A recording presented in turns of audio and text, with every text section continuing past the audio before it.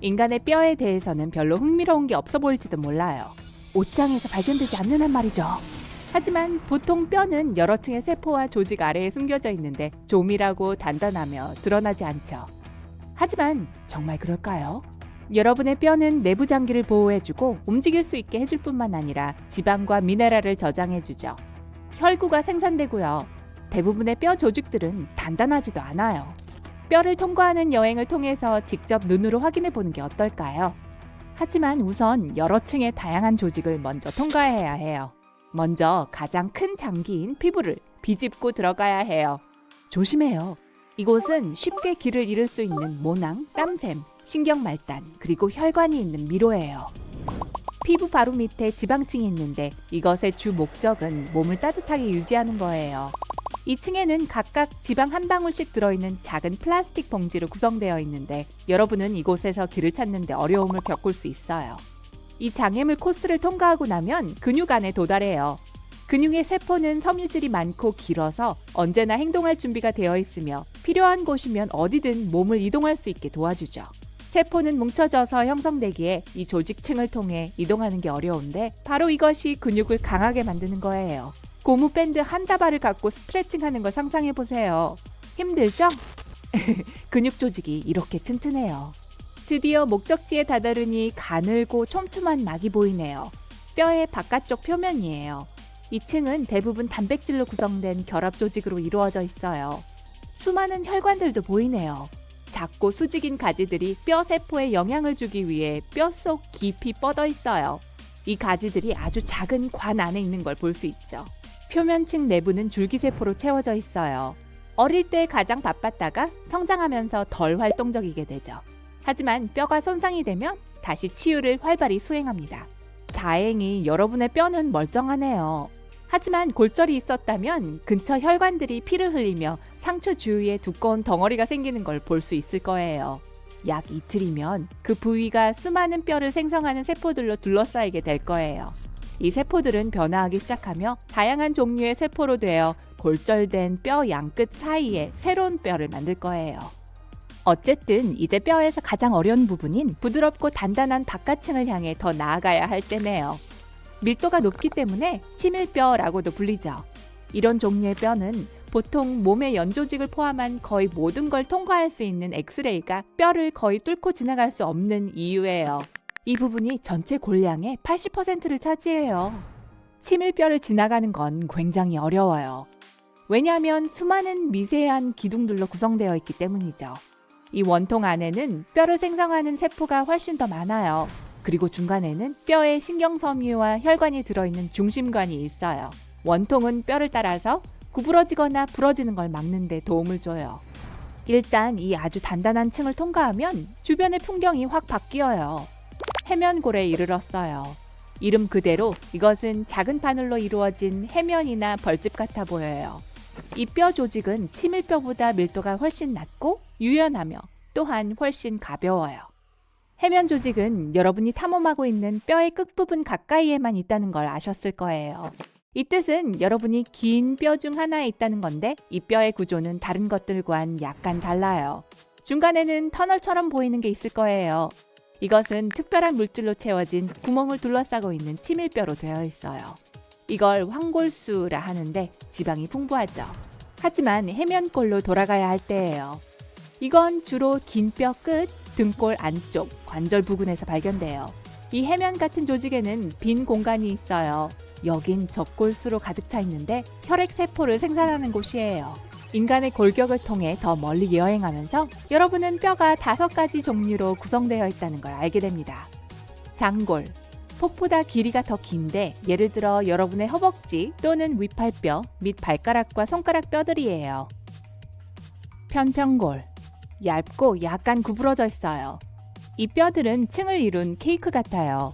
평행으로 된 두 겹의 치밀뼈 사이에 낀 해면골이죠. 갈비뼈와 두개골에 있는 대부분의 뼈가 편평골이에요. 단골, 정육면체 같이 생겼고 주변 안이 스펀지 같은 얇은 층의 치밀뼈로 구성되어 있어요. 단골은 여러분의 손목과 발목에서 찾을 수 있어요. 종자골, 이 뼈들은 힘줄로 둘러싸여 있는데 주 목적은 힘줄을 관절에서 멀리 떨어뜨리는 거예요. 슬개골을 포함해서 발, 손, 무릎에 많이 있어요. 이 뼈는 미랄같이 생겨서 그런 이름을 갖게 되었어요. 불규칙골. 모양이 너무 복잡하기 때문에 어떠한 범주에도 들어맞질 않아요. 얼굴뼈의 대부분과 두개골의 일부분이죠. 성인 골격은 206개의 뼈로 이루어져 있으며 각각의 뼈에는 고유한 기능이 있어요. 흥미롭게도 사람들은 거의 2배 되는 뼈를 갖고 태어나요. 하지만 자라면서 이 작은 뼈들은 서로 융합되어 성숙하면서 더 큰 뼈가 됩니다. 만약 한쪽 뼈가 부러지면 주변의 뼈도 제대로 움직이지 못해요. 뼈가 낫는 데는 보통 12주가 걸려요. 몸에서 가장 작은 뼈는 동전보다 수십 배 더 작아요. 이 뼈는 등골이라 불리고 중위에 위치해 있어요. 이 작은 뼈는 참깨 2개 정도의 무게가 나가요. 여러분은 10년마다 새로운 골격을 얻게 되는데 이는 매년 뼈의 미네랄 함량 10%가 재생되기 때문이에요. 보통 사람들은 매년 100만에서 300만 보를 걷죠. 그래서 뼈는 회복력이 좋아야 해요. 그렇지 않으면 압력을 견딜 수 없을 거예요. 가장 길고 단단한 뼈는 다리에 있어요. 대퇴골이라고 불리는 이 뼈는 엉덩이에서 무릎까지 걸쳐 있어요.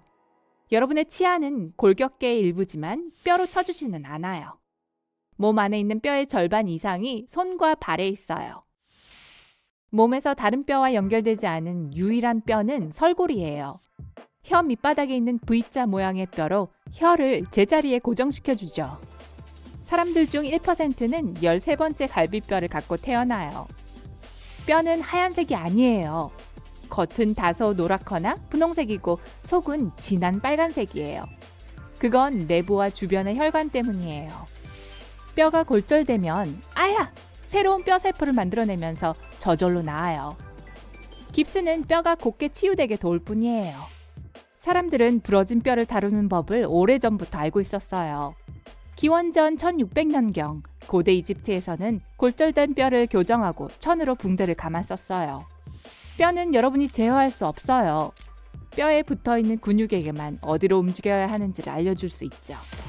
뼈는 30세의 최대 밀도에 도달해요. 인간을 포함해서 전 세계 동물 10%만이 척추동물인데, 즉 골격계를 갖고 있다는 뜻이에요. 연골이라 불리는 특수 조직의 코팅은 뼈를 덮어 다른 조직과의 직접적인 마찰을 방지해줘요. 치아를 덮고 있는 에나멜은 뼈보다 더 단단해요. 그 밑에 있는 섬세한 조직과 신경을 보호해주죠. 몸에서 가장 큰 관절은 사실 무릎이에요. 동일하게 큰 뼈 3개를 연결하려면 커야 하는데 이는 엉덩이에서 무릎으로 이어지는 대퇴골, 슬개골, 그리고 정강이 뼈예요. 어떤 관절은 거의 움직이지 않거나 전혀 움직이지 않아요. 그런 뼈들은 이빨 사이, 두개골 안쪽, 그리고 첫 번째 갈비뼈 사이에 있어요. 뼈는 칼슘과 인산염 같은 미네랄을 저장해요. 필요할 때 혈류로 방출될 수 있죠. 그리고 마지막으로 이른바 척골단이라고 불리는 것은 뼈가 아니에요. 이건 팔꿈치 안쪽을 지나가는 신경이에요. 여길 부딪히면 날카롭고 찌르는 듯한 통증이 느껴지죠.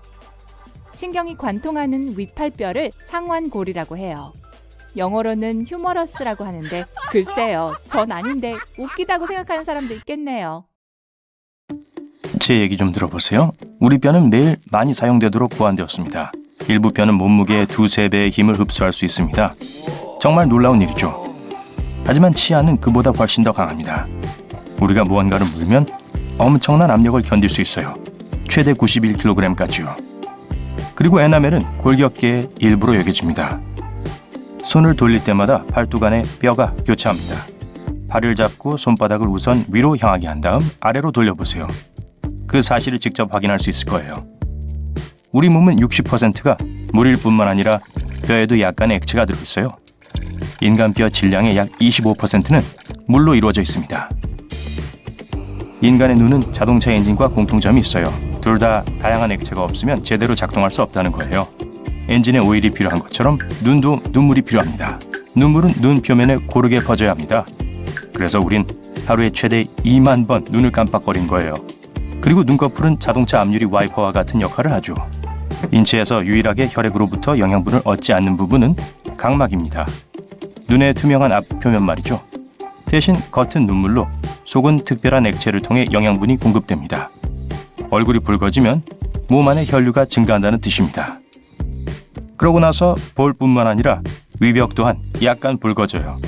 위벽에 혈관이 풍부하기 때문이에요. 평소보다 많은 피가 흐르게 되면 위벽이 얼굴을 붉히는 셈이 됩니다. 위벽은 3, 4일마다 교체됩니다. 그래서 장기가 스스로를 먹는 것을 막죠. 소화사는 예외적으로 강력합니다. 사람들은 유리, 플라스틱, 동전 그리고 다양한 작은 물건들을 실수로 삼키곤 합니다. 보통 이런 물건들은 아무런 해를 끼치지 않고 48시간 이내에 소화관을 통과합니다. 실수로 소량의 플라스틱을 먹는다고 해서 큰일이 나진 않을 거예요. 하지만 사람의 위는 풀을 소화할 수 없습니다. 풀을 먹고 사는 동물들은 날잎과 풀을 처리하는 특별한 이빨과 위를 가지고 있어요. 사람들은 필요한 장비가 없습니다. 음메 위는 면역체계의 가장 중요한 수호자입니다. 위는 염산을 함유하고 있어요. 위산은 우리가 먹는 음식과 함께 유입되는 위험한 식품, 독소, 바이러스, 박테리아를 처리합니다. 만약 점막이 위를 보호하지 않는다면 위 자체는 이 강한 산으로 소화되어 버릴 거예요. 우리는 두 개의 매우 빠른 근육을 가지고 있어요. 눈꺼풀의 닫힘을 조절하는 근육이죠. 몸에서 가장 빠른 근육입니다. 눈은 연약하고 보호가 필요합니다. 특별한 반사작용이 일어날 때, 예를 들어 무언가 갑자기 눈에 닿았을 때 이 근육은 10분의 1초 만에 눈꺼풀을 닫습니다. 여자는 보통 남자보다 더 자주 눈을 깜빡입니다. 게다가 나이가 들수록 더 자주 깜빡이게 됩니다. 그런데 친구와 영화를 보면 두 사람이 동시에 눈을 깜빡이게 됩니다.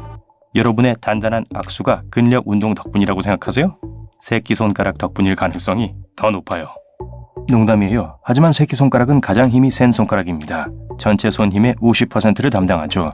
하지만 가장 많이 사용되는 손가락은 엄지손가락입니다. 엄지손가락이 없으면 손의 민첩성이 40% 감소합니다. 그리고 엄지손가락은 고유의 맥박이 있어요. 동맥이 거기로 흐르거든요. 엄지발가락은 몸무게의 40% 이상을 운반합니다. 다른 발가락을 합친 것보다 더 많아요. 대체로 모든 발가락이 중요해요. 걸을 때 지지와 균형을 제공합니다. 그리고 더 빨리 달릴 수 있도록 도와주고요. 2% 이하의 사람들만이 타고난 빨간 머리를 가지고 있습니다. 그 다음은 약 3%인 금발머리, 그리고 다양한 음영의 갈색 머리가 11%입니다. 하지만 세계에서 가장 흔한 머리 색깔은 검은색과 짙은 갈색입니다. 머리카락은 거의 파괴가 불가능해요. 타거나 강한 산에 의해서 영향을 받을 수 있지만 완전히 파괴할 수는 없어요. 머리카락은 보통 일정한 길이에서 성장을 멈춥니다. 머리카락의 수명은 2년에서 7년 정도이기 때문에 보통 머리 길이가 106cm를 넘진 않아요. 중국의 지오 샤오핑이라는 여성은 예외였지만요. 가장 긴 머리카락으로 기네스북 세계 기록에 올랐어요. 2004년에는 그녀의 머리가 5m 약간 안 됐어요. 정말 길죠. 손톱도 엄청나게 길게 자랄 수 있어요. 세계에서 가장 긴 손톱 기록은 인도 출신의 쉬리다르 칠랄이 보유하고 있어요. 그의 손톱의 총 합계 길이는 9m로 거의 런던 2층 버스 길이입니다. 2018년에 손톱을 잘랐어요. 시원했겠네요. 손톱은 작은 물체를 잡거나 스티커를 벗길 때 도움을 주지만 그게 다는 아니에요. 만약 손끝에 단단한 구조가 없다면 물건을 얼마나 단단하게 잡아야 하는지를 알 수 없을 거예요. 머리카락과 손톱뿐만 아니라 간도 자랄 수 있습니다. 간은 질량 기준으로 가장 큰 내부 기관입니다. 간은 원래 질량의 51%만 있어도 완전한 크기로 재생할 수 있어요. 동시에 간을 지속적으로 손상시키면 흉터가 생깁니다. 몸 전체에서 가장 큰 기관은 피부입니다. 전체 몸무게의 15% 이상을 차지하죠. 사람들은 3만에서 4만 개의 피부세포를 잃습니다. 매 분마다요. 1년이면 최대 4kg에 달하죠. 집안에 쌓인 먼지가 도대체 어디서 온 건지 이제 알겠죠. 혀는 맛을 인식하는 데 도움을 주는 유일한 기관이 아니에요. 코 또한 이 과정에서 중요한 역할을 합니다. 종종 코는 미각 인식의 75%에서 95%를 담당한다고 합니다. 다음에 음식을 먹을 때 코를 잡아보세요. 그리고 양파나 훈제 생선을 먹어보세요. 아무 맛도 못 느끼는 게 아니라 맛이 싱겁게 느껴질 거예요. 입이 너무 건조하면 미뢰가 제대로 작동하지 않습니다. 음식이 침으로 뒤덮일 때까지 맛을 느끼지 못해요. 침은 복잡한 단백질 분자인 효소를 포함합니다. 효소는 음식이 입에 들어가자마자 음식을 분해하기 시작합니다. 최근에 한 연구는 사람들이 1조 가지 이상의 냄새를 구별할 수 있다는 걸 발견했습니다. 우린 소리나 이미지보다 냄새를 더 잘 기억하는 경향이 있습니다. 그래서 냄새가 먼 기억을 불러일으킬 수 있는 거예요. 잠을 잘 때는 아무런 냄새도 맡지 못합니다. 후각은 기본적으로 밤에 작동하지 않아요. 침실에서 지독한 악취가 난다 해도 모를 거예요. 제 개가 이 얘기를 들으면 안심하겠네요. 어릴 때 본 TV가 꿈의 색깔에 영향을 끼치는 것 같습니다.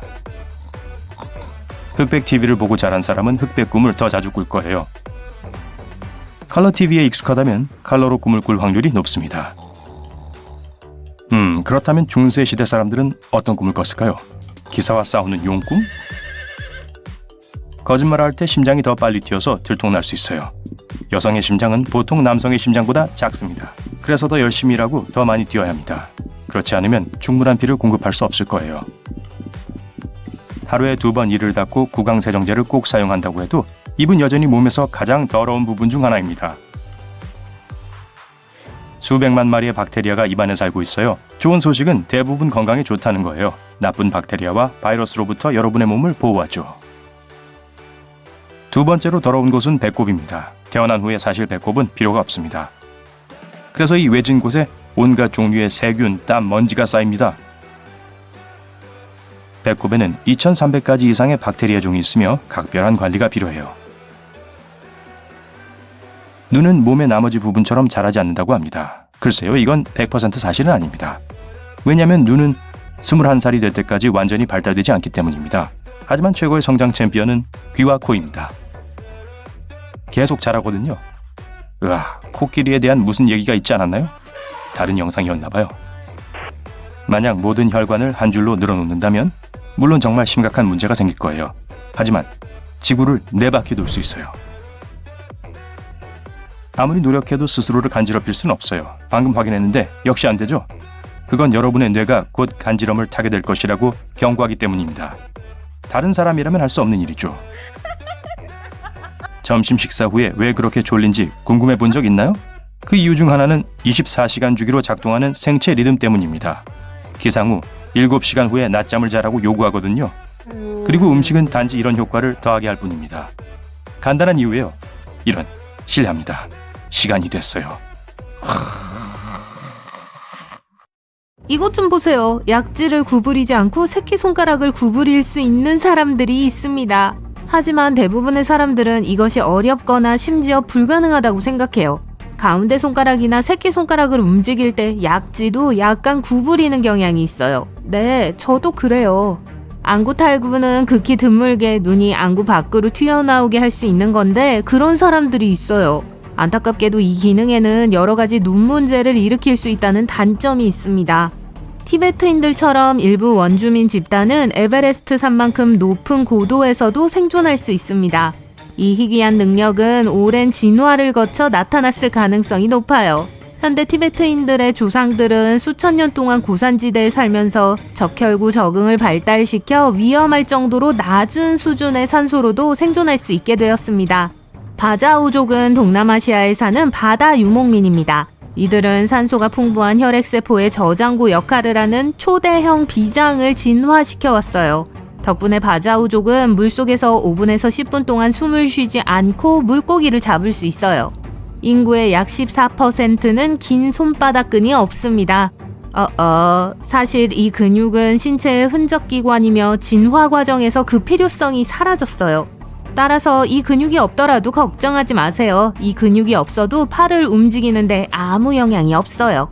약 5에서 37%의 사람들은 사랑니가 없습니다. 이 치아는 더 이상 필요하지 않아요. 사랑니는 견과류, 뿌리, 고기와 같은 딱딱한 음식을 씹는 데 도움이 되었기 때문에 우리 조상들에게 중요했어요. 그리고 딱딱한 사탕을 먹기 위해서요. 아니요, 그건 제가 지어냈어요. 하지만 오늘날 우리가 먹는 대부분의 음식이 가공식품이기 때문에 사랑니는 이제 단순한 원시적 흔적에 불과합니다. 대부분의 사람들은 시계 방향으로 자라는 하나의 가마가 있어요. 하지만 100명 중 5명은 2개를 가지고 있습니다. 그리고 2개 모두 시계 반대 방향으로 향하고 있다면 이는 더욱 특별합니다. 일부 과학자들은 머리카락의 가마 방향과 왼손잡이 사이에 유전적 연관성이 있다고 생각합니다. 오른손잡이 중 8%가 넘는 사람들이 시계 반대 방향의 가마를 가지고 있습니다. 그러나 왼손잡이의 경우 이 수치는 45%까지 증가합니다. 남성의 뇌는 여성보다 더 빨리 노화합니다. 남성은 나이가 들어감에 따라 기억력 문제와 집중력 부족에 대해 점점 더 자주 불평하기 시작해요. 동시에 여성은 기억력에 그렇게 심각한 문제가 없지만 더 자주 우울함을 느낍니다. 어느 쪽을 선택하실래요? 거짓말을 할 때는 코로 거짓말을 알아챌 수 있어요. 그라나다 대학의 심리학자들은 사람이 거짓말을 할 때 코 주변과 눈 안쪽의 온도가 올라간다는 사실을 발견했습니다. 이 현상을 바로 피노키오 효과라고 부릅니다. 일본인은 장에 특정 박테리아가 있어요. 이 박테리아는 해초를 소화하는 데 도움이 돼요. 일본인은 수세기 동안 생해초를 먹어왔어요. 이 해초의 표면에 서식하는 미생물이 몸에 들어가 활발하게 발달했죠. 오늘날 박테리아는 일본인이 날 음식을 소화하고 음식과 관련된 다양한 문제를 예방하는 데 도움이 됩니다. 사람의 몸에는 침팬지만큼 많은 털이 있습니다. 사람과 침팬지의 털의 수는 거의 비슷해요.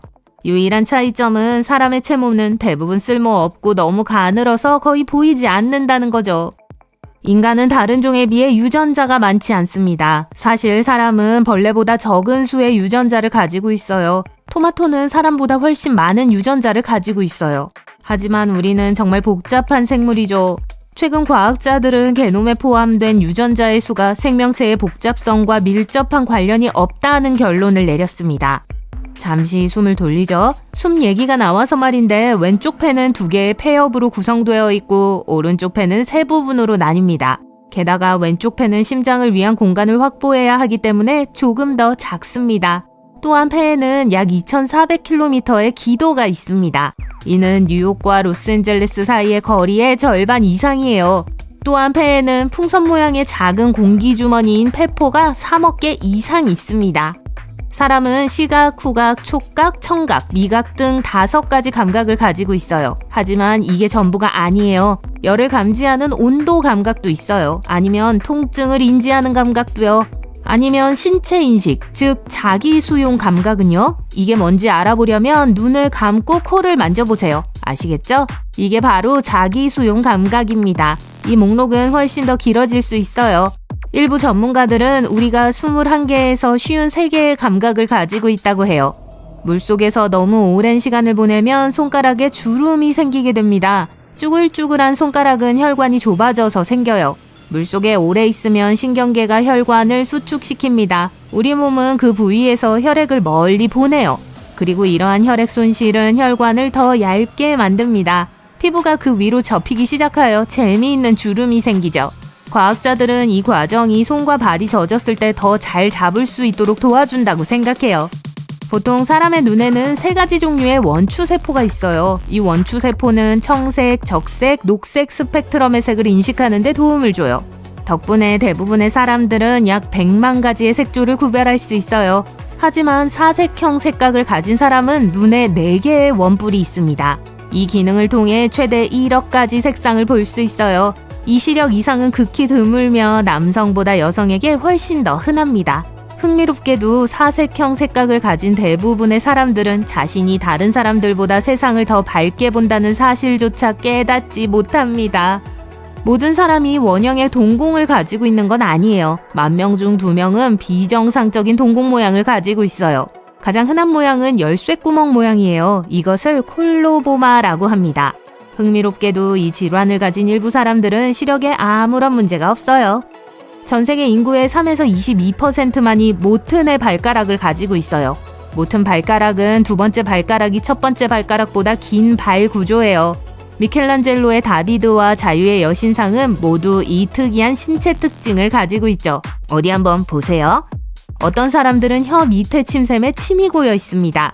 그런 다음 이 분비선을 누르면 침이 물줄기처럼 흘러나올 수 있죠.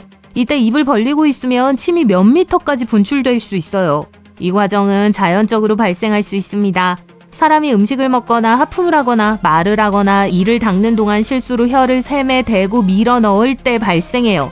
최대 35%의 사람들이 침을 발사할 수 있지만 단 1%만이 원할 때 그렇게 할 수 있어요. 저도 대학 시절에 그런 친구가 있었어요. 네, 이상하긴 했죠. 약 18에서 35%의 사람들이 햇빛에 대해 흥미로운 반응을 보이는데 바로 재채기를 하는 것입니다. 이 현상은 빛 재채기 반사라는 이름도 갖고 있어요. 그리스어로는 태양 재채기라고 불려요. 도롱뇽이 꼬리를 다시 자라게 하는 것처럼 인간도 연골을 재생할 수 있을지도 모릅니다. 연골은 관절 주위에 있는 고무와 같은 물질이에요. 최근 과학자들은 연골이 스스로 회복할 수 있다는 걸 발견했어요. 발목에서 가장 효과적이고 무릎에서는 그다지 효과적이지 않고 엉덩이에서는 가장 효과적이지 않습니다. 인간의 뇌는 73%가 물로 구성되어 있습니다. 심장도요. 그렇기 때문에 뇌의 수분이 2%만 손실되어도 피로감을 느끼기 시작해요. 또한 기억력이 나빠지고 집중력이 떨어지며 기분도 나빠집니다. 그러니까 물을 많이 마시세요. 우리의 뇌는 끊임없이 수많은 시각 정보를 처리하고 있어요. 분당 약 6억 비트죠. 이 모든 과정은 눈의 바깥쪽에 있는 투명하고 보호 역할을 하는 각막을 빛이 통과할 때 시작됩니다. 그런 다음 빛은 전기 신호로 바뀝니다. 이 신호는 뇌로 전달되고 뇌는 이를 해석하여 눈에 보이는 이미지로 변환합니다. 이 복잡한 과정이 일어나는 데는 몇 밀리초가 걸립니다. 100세 이상 장수하는 사람들, 일명 슈퍼 센테니얼리언에게는 비밀이 있을 수 있습니다. 연구원들은 T헬퍼라고 불리는 그들의 면역세포가 노화 말기에 변화하고 적응할 수 있다는 사실을 발견했습니다. 이 세포는 바이러스 및 기타 건강 문제로부터 이들을 보호할 가능성이 높습니다. 우리는 기술 덕분에 뛰어난 멀티태스커가 되었습니다. 아니요, 그렇게 보일 뿐이죠. 인간의 뇌는 한 번에 두 가지 일에 집중할 수 없어요. 할 수 있는 건 여러 작업 사이를 매우 빠르게 전환하는 거예요. 하지만 이는 집중력을 떨어뜨리고 단기 기억력과 학습 능력에 해를 끼칩니다. 그러니까 휴대폰을 내려놓으세요.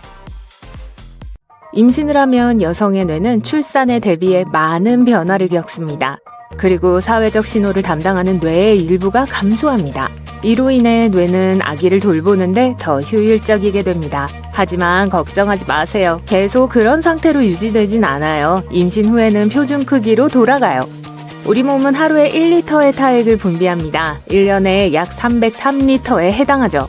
일생 동안 올림픽 수영장 2개를 침으로 채울 수 있어요. 이런 수영장에서 수영한다고 상상해보세요. 불쾌하고 역겨워요. 인간의 위장에는 숨겨진 비밀스러운 초능력이 하나 있는데 바로 위산입니다. 위산은 pH가 1 정도이며 세계에서 가장 산성이 강한 물질 중 하나예요. 위산은 매우 강력하여 금속을 녹일 수 있으며 위는 전신이 녹는 것을 방지하기 위해 특별한 보호점액을 개발해야 해요. 그러니까 금속을 먹으려고 하지 마세요. 독성이 있을 수 있어요. 숨을 크게 들이마시면 왼쪽 폐는 더 작기 때문에 오른쪽 폐보다 훨씬 적은 공기로 채워집니다. 심장은 꽤 많은 공간을 차지하므로 왼쪽 폐는 심장을 위한 공간을 확보해야 해요. 폐는 폐 옆으로 나뉩니다. 오른쪽 폐에는 3개의 옆이 있고 왼쪽 폐에는 2개의 옆만 있습니다. 크기가 대칭이 아닌 장기는 폐뿐만이 아닙니다. 신장도 약간 달라요. 일반적으로 왼쪽 신장이 오른쪽 신장보다 약간 더 큽니다. 신장이 얼마나 큰지 궁금하시다면 주먹만한 크기예요. 상어의 이빨이 강하다는 건 누구나 알고 있지만 우리 치아의 바깥층인 에나멜은 상어의 이빨을 덮고 있는 것만큼이나 강합니다. 에나멜은 또한 우리 몸에서 가장 강한 물질입니다. 에나멜은 모든 종류의 손상으로부터 치아를 보호하여 좋아하는 음식을 안심하고 먹을 수 있게 해줘요. 발톱은 손톱보다 2배 더 느리게 자랍니다. 가장 빨리 자라는 손톱을 가리는 종목이 있다면 새끼 손톱은 가장 느리게 자라기 때문에 항상 꼴찌를 차지할 거예요. 그 이유는 일부 손가락은 다른 손가락에 비해 많이 사용하지 않아 혈액 공급이 부족하기 때문이에요. 새우나 개처럼 성장하기 위해 뼈대를 갈아치우는 기이한 동물도 있어요. 우리도 똑같은 일을 한다는 사실에 놀라지 마세요. 물론 인간은 말 그대로 골격을 버리진 않습니다. 하지만 우리는 10년마다 천천히 새로운 골격을 재생해요. 따라서 평생 동안 우리는 약 8번 정도 골격을 바꾸게 돼요. 오래전 우리는 스파이더맨에 나오는 사악한 도마뱀과 같은 파충류였어요. 다행히도 인간은 진화하면서 코에 가까운 눈 끝에서 부분적으로 보이는 3번째 눈꺼풀을 제외한 거의 모든 파충류의 특징을 잃었습니다. 파충류는 여전히 이 눈꺼풀을 가지고 있어요. 눈을 보호하고 청소하는 데 사용되죠. 다동공증이 있는 경우 눈의 동공이 2개 이상 발달할 수 있습니다.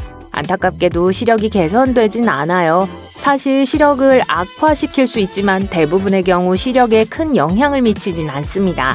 이 질환은 매우 드물며 일반적으로 어린 시절에 시작되지만 나이가 들어서도 발생할 수 있어요. 피부 묘기증은 피부의 가상으로 글씨를 쓸 수 있는 무해한 질환입니다. 이 질환이 있는 사람은 노트가 없어도 필기할 수 있어요. 이 증상이 있을 때 피부를 가볍게 긁으면 30분 동안 붉은기가 지속될 수 있습니다. 다음 시험에 도움이 될 수도 있을지 모르겠네요. 일부 사람들에게 나타나는 또 다른 독특한 증상은 합지증, 소위 물갈퀴 발가락입니다. 발가락이 서로 융합된 경우죠. 원인은 아무도 모르지만 심각한 질환은 아닙니다.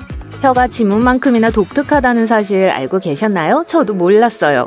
혀는 지문처럼 사람마다 다른 특별한 모양과 기하학적 모양을 가지고 있어요. 혀를 핥아서 휴대폰 잠금을 해제할 날이 올지도 몰라요. 완전히 성장한 사람은 약 7옥틸리온개의 원자로 구성되어 있습니다. 비현실적으로 들리지만 사실이에요.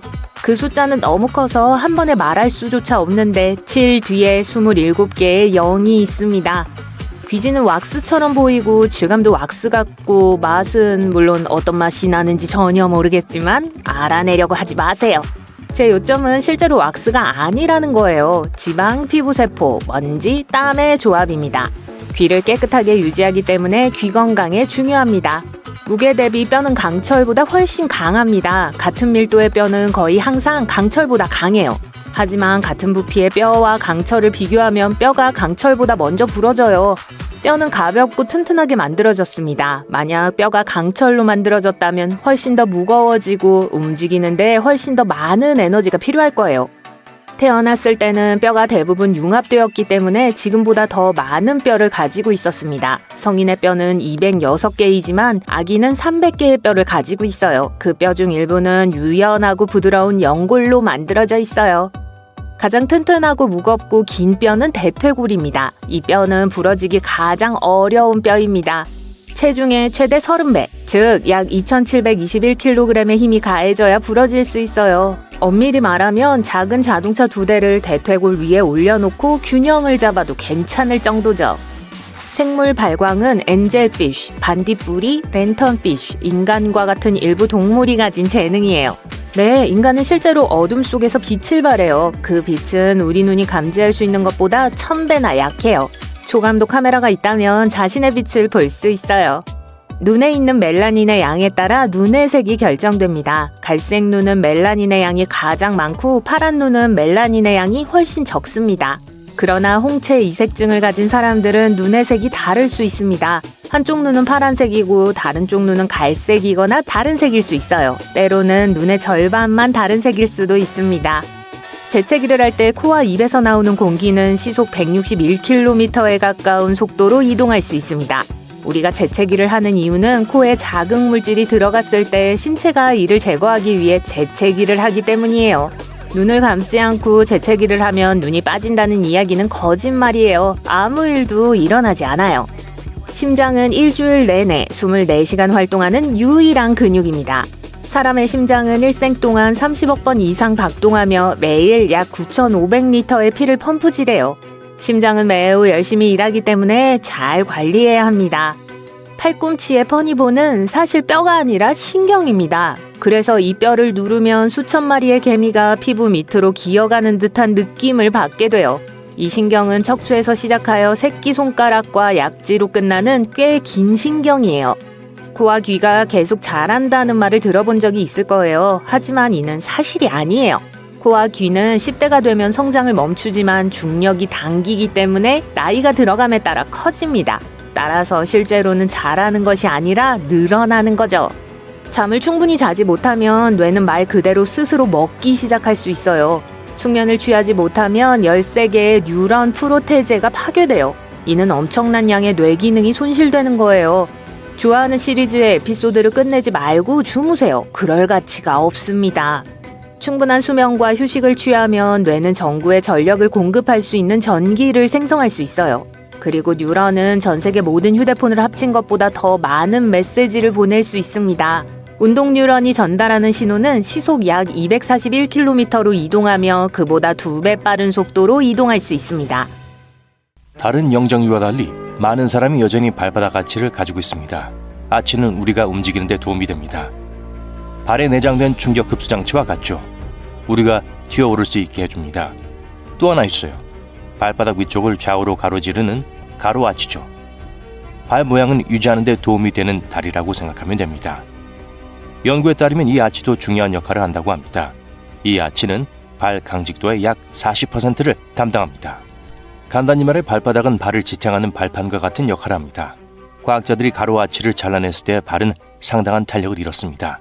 하지만 아래쪽 아치를 잘랐을 때는 그다지 극적이지 않았어요. 그렇다면 발바닥 아치는 현대인만의 것일까요?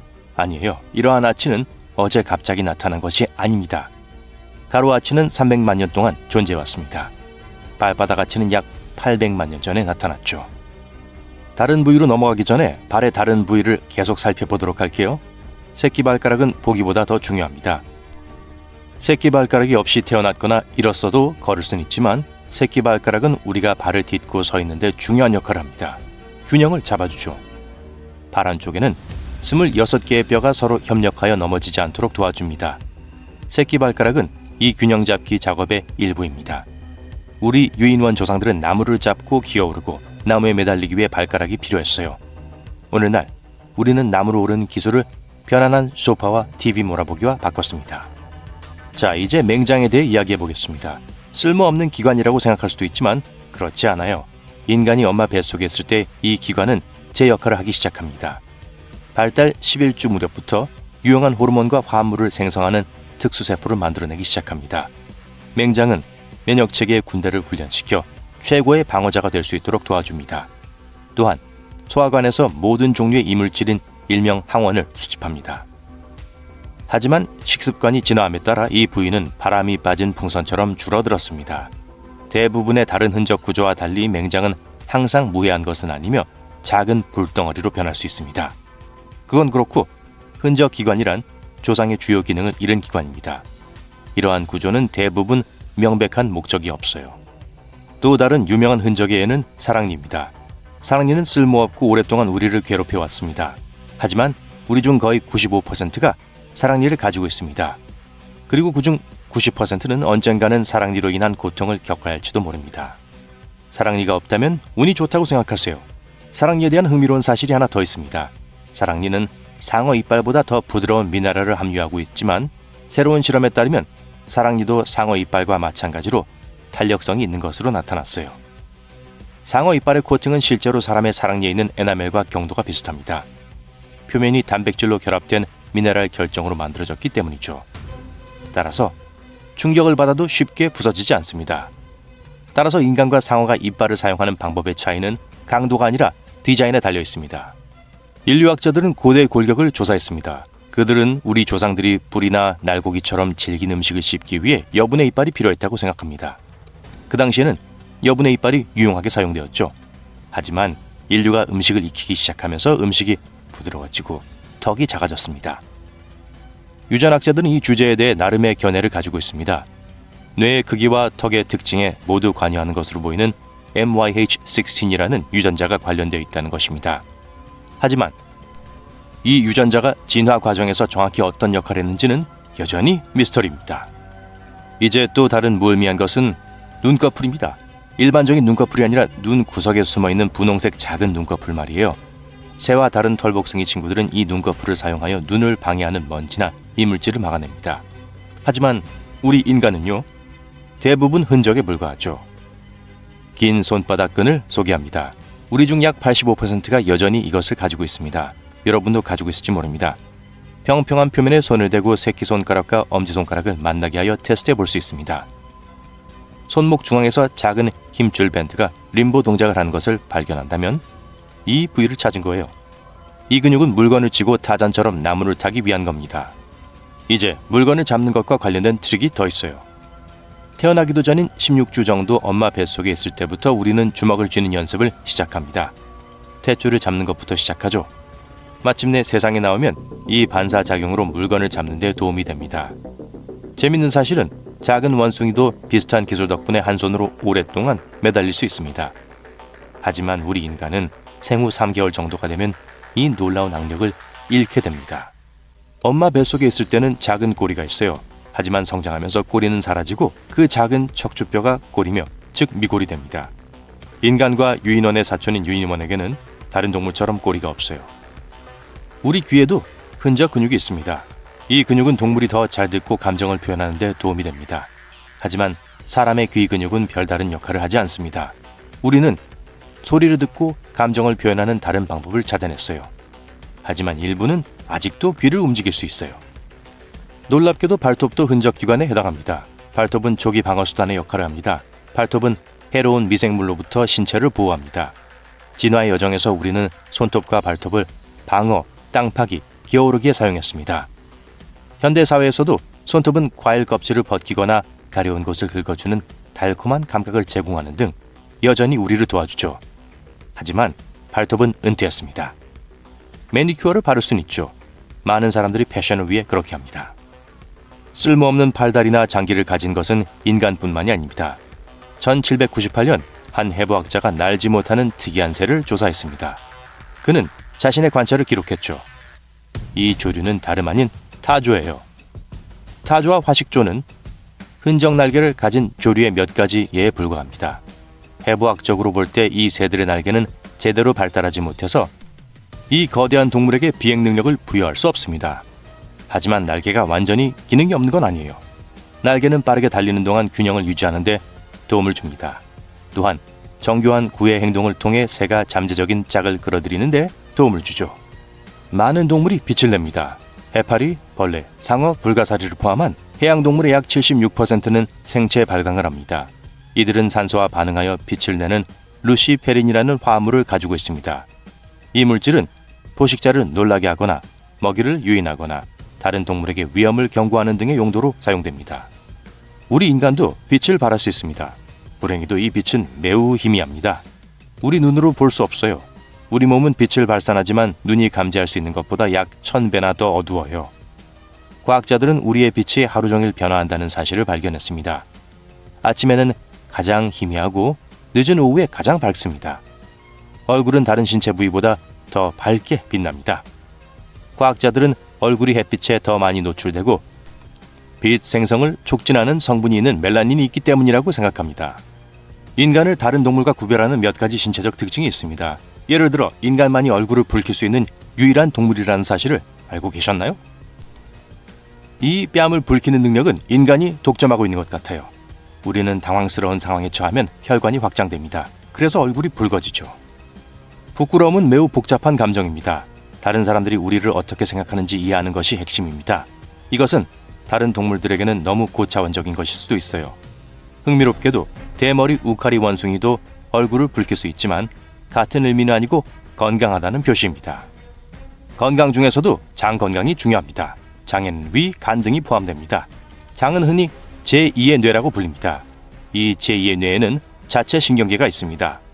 장에는 수억 개의 메신저가 있습니다. 장은 우리 몸의 나머지 부분에 정보를 전달하죠. 장과 뇌 연결이 끊어지더라도 장은 계속 작동합니다. 소화 시스템이 스스로 기능할 수 있도록 보장합니다. 인체는 완벽하게 균형 잡힌 기계죠? 글쎄요, 제 몸은 아닌 것 같은데요. 일반적으로 모든 신체 부분이 원활하게 작동하여 우리가 번성하고 살아있는 상태를 유지합니다. 숨쉬고 걷고 말하고 인류를 발전시키는 기발한 아이디어를 떠올리는 등 일상적인 활동을 하는 데 있어 각 기관은 필수적입니다. 하지만 정말 그럴까요? 이 모든 신체 기관이 정말 필요한 것일까요? 아니면 이 기묘한 진화 게임에서 그냥 남게 된 고대 유물일까요? 사랑니를 예로 들어보겠습니다. 제 사랑니는 다 뽑았어요. 사랑니는 입 뒤쪽에 붙어있는 치과에 가게 만드는 치아들이에요. 세 번째 어금니라고도 불리는 이 치아는 음식을 씹는 데 사용할 수 있지만 많은 사람이 불필요하다고 생각합니다. 전 세계 인구 중 약 22%는 사랑니 4개를 모두 갖고 있지 않아요. 사랑니는 자랄 때 매복될 가능성이 높으며 이는 턱뼈에 끼어 잇몸을 제대로 통과하지 못한다는 걸 의미합니다. 우리 턱이 너무 작아서 여분의 치아를 수용하지 못하는 경우가 많기 때문이에요. 일부 똑똑한 과학자들은 그 이유가 시간이 지남에 따라 턱이 더 작아지도록 진화했기 때문이라고 생각합니다. 최근의 증거에 따르면 어렸을 때 먹는 음식도 원인이 될 수 있지만 확실하게 알기는 어려워요. 생채소나 견과류처럼 씹기 힘든 음식을 씹으면 턱의 성장이 촉진되는 반면 부드러운 가공식품을 먹으면 턱의 성장이 둔화될 수 있습니다. 그러면 뒷니가 들어와서 제 역할을 할 공간이 거의 남지 않죠. 미래에는 이가 완전히 사라질까요? 우리 인간 포유류는 두고 봐야 할 것 같습니다. 이제 코의 비밀 도구라고 불리는 보습코 기관에 대해 이야기해 보겠습니다. 설치류와 다른 포유류는 페로몬이라는 화학 신호를 사용하여 서로 소통할 수 있는 놀라운 능력을 가지고 있습니다. 그리고 그거 아세요? 설치류는 후각기관 또는 VNO라는 특별한 기관을 가지고 있어 페로몬을 감지하는 데 도움을 줍니다. 대부분의 성인 인간은 코에 VNO와 유사한 것을 가지고 있지만 이는 기본적으로 쓸모없는 잔재라는 것이 밝혀졌어요. 신경과학자들은 심지어 이 기관의 해부학적 구조를 살펴보면 다른 포유류의 유사한 기관과 세포를 볼 수 없다고 말합니다. 또한 인간의 이 기관은 뇌와도 소통하지 않는 것으로 보여요. 나쁜 소식만 있는 건 아니에요. 인간의 VNO는 거의 쓸모가 없지만 일부 페로몬에 반응할 수 있는 것으로 보여요. 인간은 이 기관을 진화의 할 일 목록에 계속 추가할까요? 현재로서는 아마도에 속할 것 같습니다. 꼬리가 있는 동물은 여러 가지 이유로 꼬리가 필요해요. 어떤 동물은 균형을 잡기 위해, 어떤 동물은 탐색을 위해, 어떤 동물은 잠재적인 파트너를 끌어들이기 위해 꼬리가 필요합니다. 하지만 인간도 엄마 뱃속에서 태어난 지 몇 주밖에 되지 않았을 때 꼬리가 있다는 사실 알고 계셨나요? 네, 척추뼈로 이루어진 작은 꼬리가 있습니다. 하지만 성장하면서 꼬리는 마술처럼 사라지고 든든한 꼬리뼈만 남게 되죠. 인간과 유인원은 다른 영장류와 달리 꼬리가 없다는 점에서 독특합니다. 유인원이 왜 꼬리를 잃었는지는 미스테리지만 꼬리가 군중 속에서 우리를 돋보이게 할 거라는 점에는 모두 동의할 거예요. 하지만 어쩌다 한 번씩 인간은 꼬리의 흔적을 가지고 태어납니다. 귀엽죠? 하지만 꼬리에는 척추뼈가 없고 때때로 척추의 까다로운 상태와 관련이 있을 수 있으니 너무 흥분하지 마세요. 어느 쪽이든 이 꼬리는 일반적으로 무해하며 빠른 수술로 쉽게 제거할 수 있습니다. 그리고 솔직히 말해서 꼬리가 필요하지도 않아요. 팔과 다리만 있으면 돌아다닐 수 있는데 꼬리가 왜 필요하겠어요? 게다가 꼬리가 뒤쪽으로 튀어나온 상태에서 맞는 바지를 찾는다고 상상해보세요. 보기 좋지 않죠. 앞으로 인간이 꼬리를 필요로 할 가능성은 거의 없으니 미래 세대에는 꼬리뼈도 작뼈를 구할 것 같네요. 인간은 또한 눈 안쪽 모서리에 반월주름이라는 재미있는 작은 주름이 있습니다. 기본적으로 고릴라 및 기타 영장류와 같은 일부 동물에서 여전히 발견되는 세 번째 눈꺼풀의 흔적입니다. 하지만 재밌는 사실은 우리의 가까운 친척인 침팬지에게도 쓸모없어 보이는 이 작은 주름이 있다는 거예요. 따라서 이 눈의 특이한 점은 우리만이 아닙니다.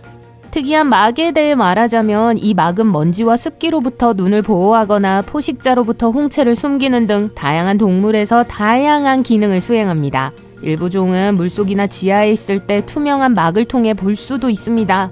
인간이 왜 세 번째 눈꺼풀을 잃게 되었는지는 여전히 미스테리입니다. 서식 환경과 눈의 생리학이 변화하면서 눈꺼풀이 불필요해졌을 수도 있고 세 번째 눈꺼풀을 갖기에는 너무 멋지게 진화했을 수도 있습니다. 누가 알겠어요.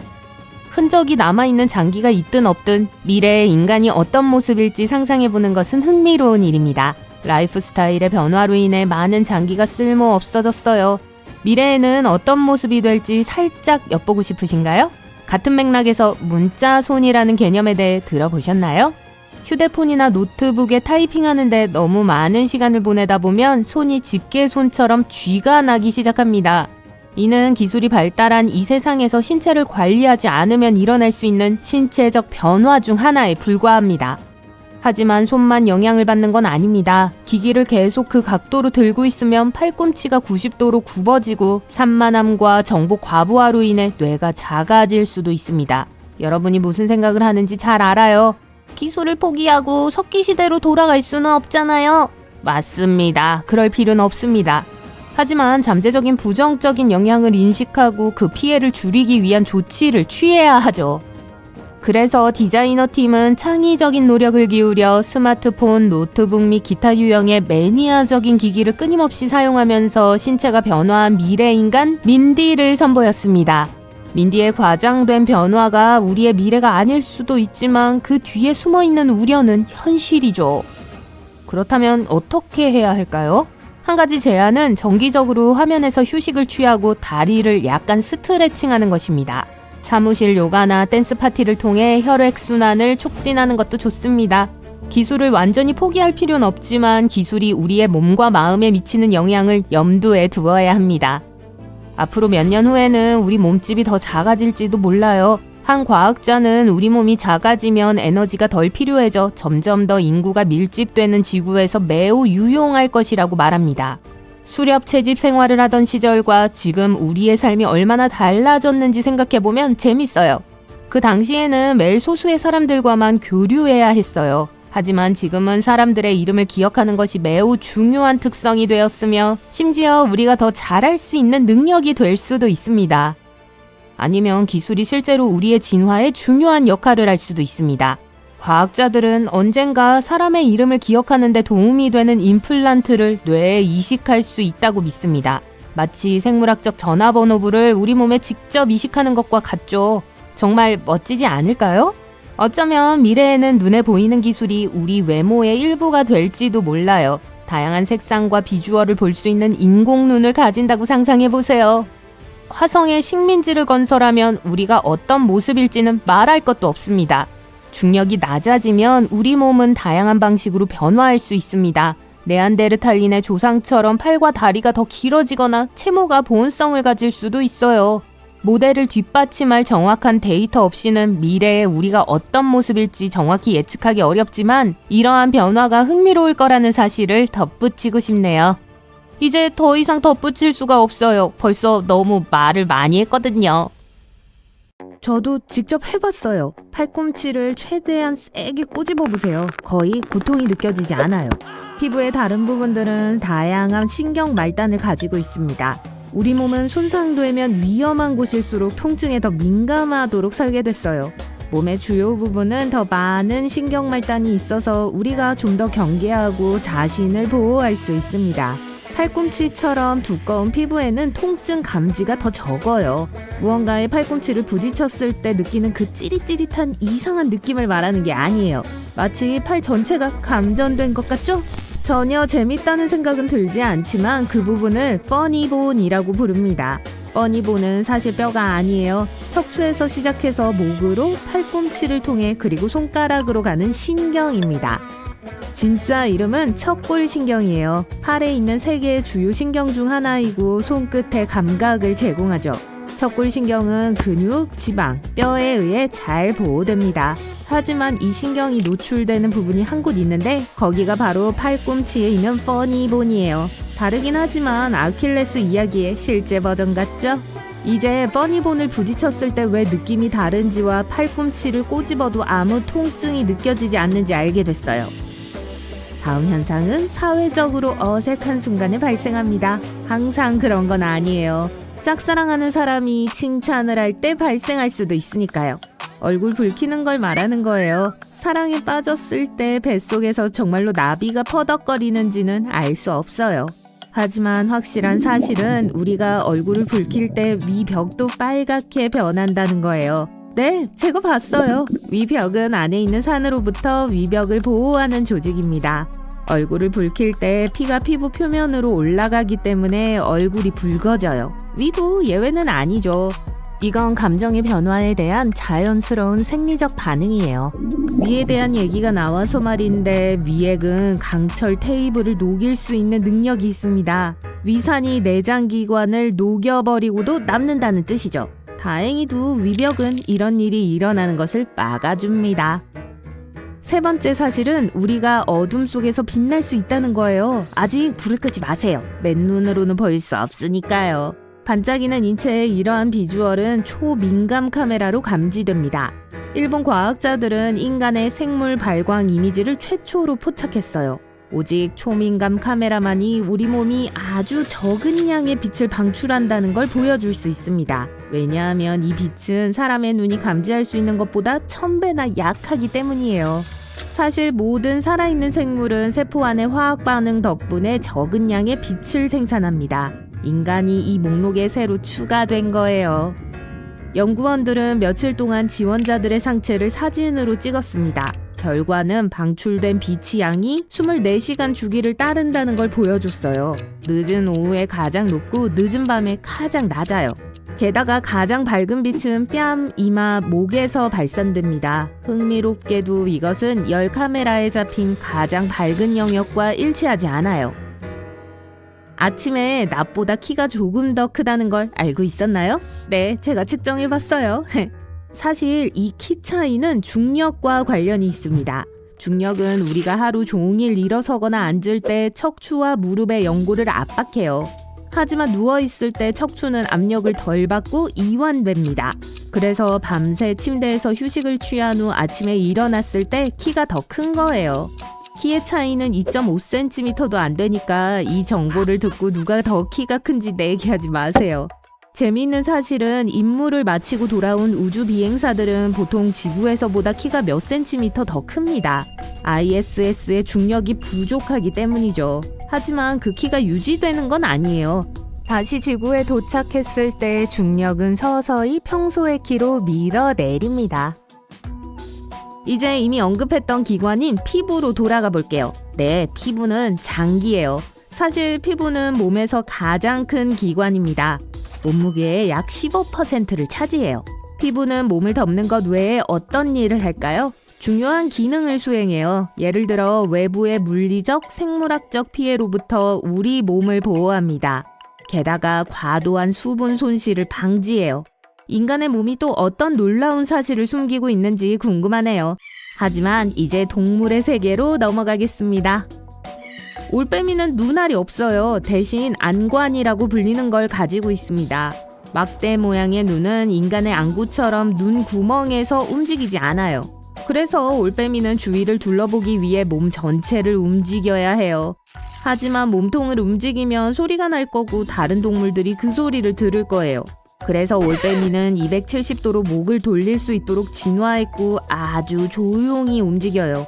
그럼 문제가 뭘까요? 야간 시력은 가능한 한 많은 빛을 얻기 위해 큰 각막을 필요로 합니다. 그래서 늘보 원숭이와 안경 원숭이 같은 대부분의 야행성 동물들이 큰 눈을 가지고 있는 거예요. 올빼미의 경우 약간 다르게 작용합니다. 머리가 작기 때문에 그렇게 큰 눈은 안에 들어갈 수 없을 거예요. 올빼미는 안구는 없지만 세 쌍의 눈꺼풀을 가지고 있어요. 한 쌍은 눈 깜빡임용, 한 쌍은 수면용, 마지막 한 쌍은 안관 청결 유지용입니다. 올빼미도 그걸 알고 있겠죠? 야행성 동물에서 우리에게 더 친숙한 동물로 넘어갈게요. 야옹. 고양이는 공기 중에서 향기를 맛볼 수 있는 추가 기관을 가지고 있습니다. 이 기관은 야콥슨 기관 또는 서골비 기관이라고 불립니다. 야콥슨 기관은 고양이의 비강 안에 위치하고 입천장으로 통해요. 이 기관은 뇌로 직접 이어지는 신경을 사용하여 특정 화학물질을 감지할 수 있습니다. 하지만 보통의 냄새가 아니에요. 야콥슨 기관의 냄새 수용체는 일반적인 냄새를 잡기 위해 설계된 것이 아닙니다. 냄새가 전혀 없는 화학물질을 탐지해요. 즉, 고양이는 감지할 수 없는 냄새를 감지할 수 있어요. 이것뿐만이 아니에요. 야콥슨 기관은 후각을 증가시킵니다.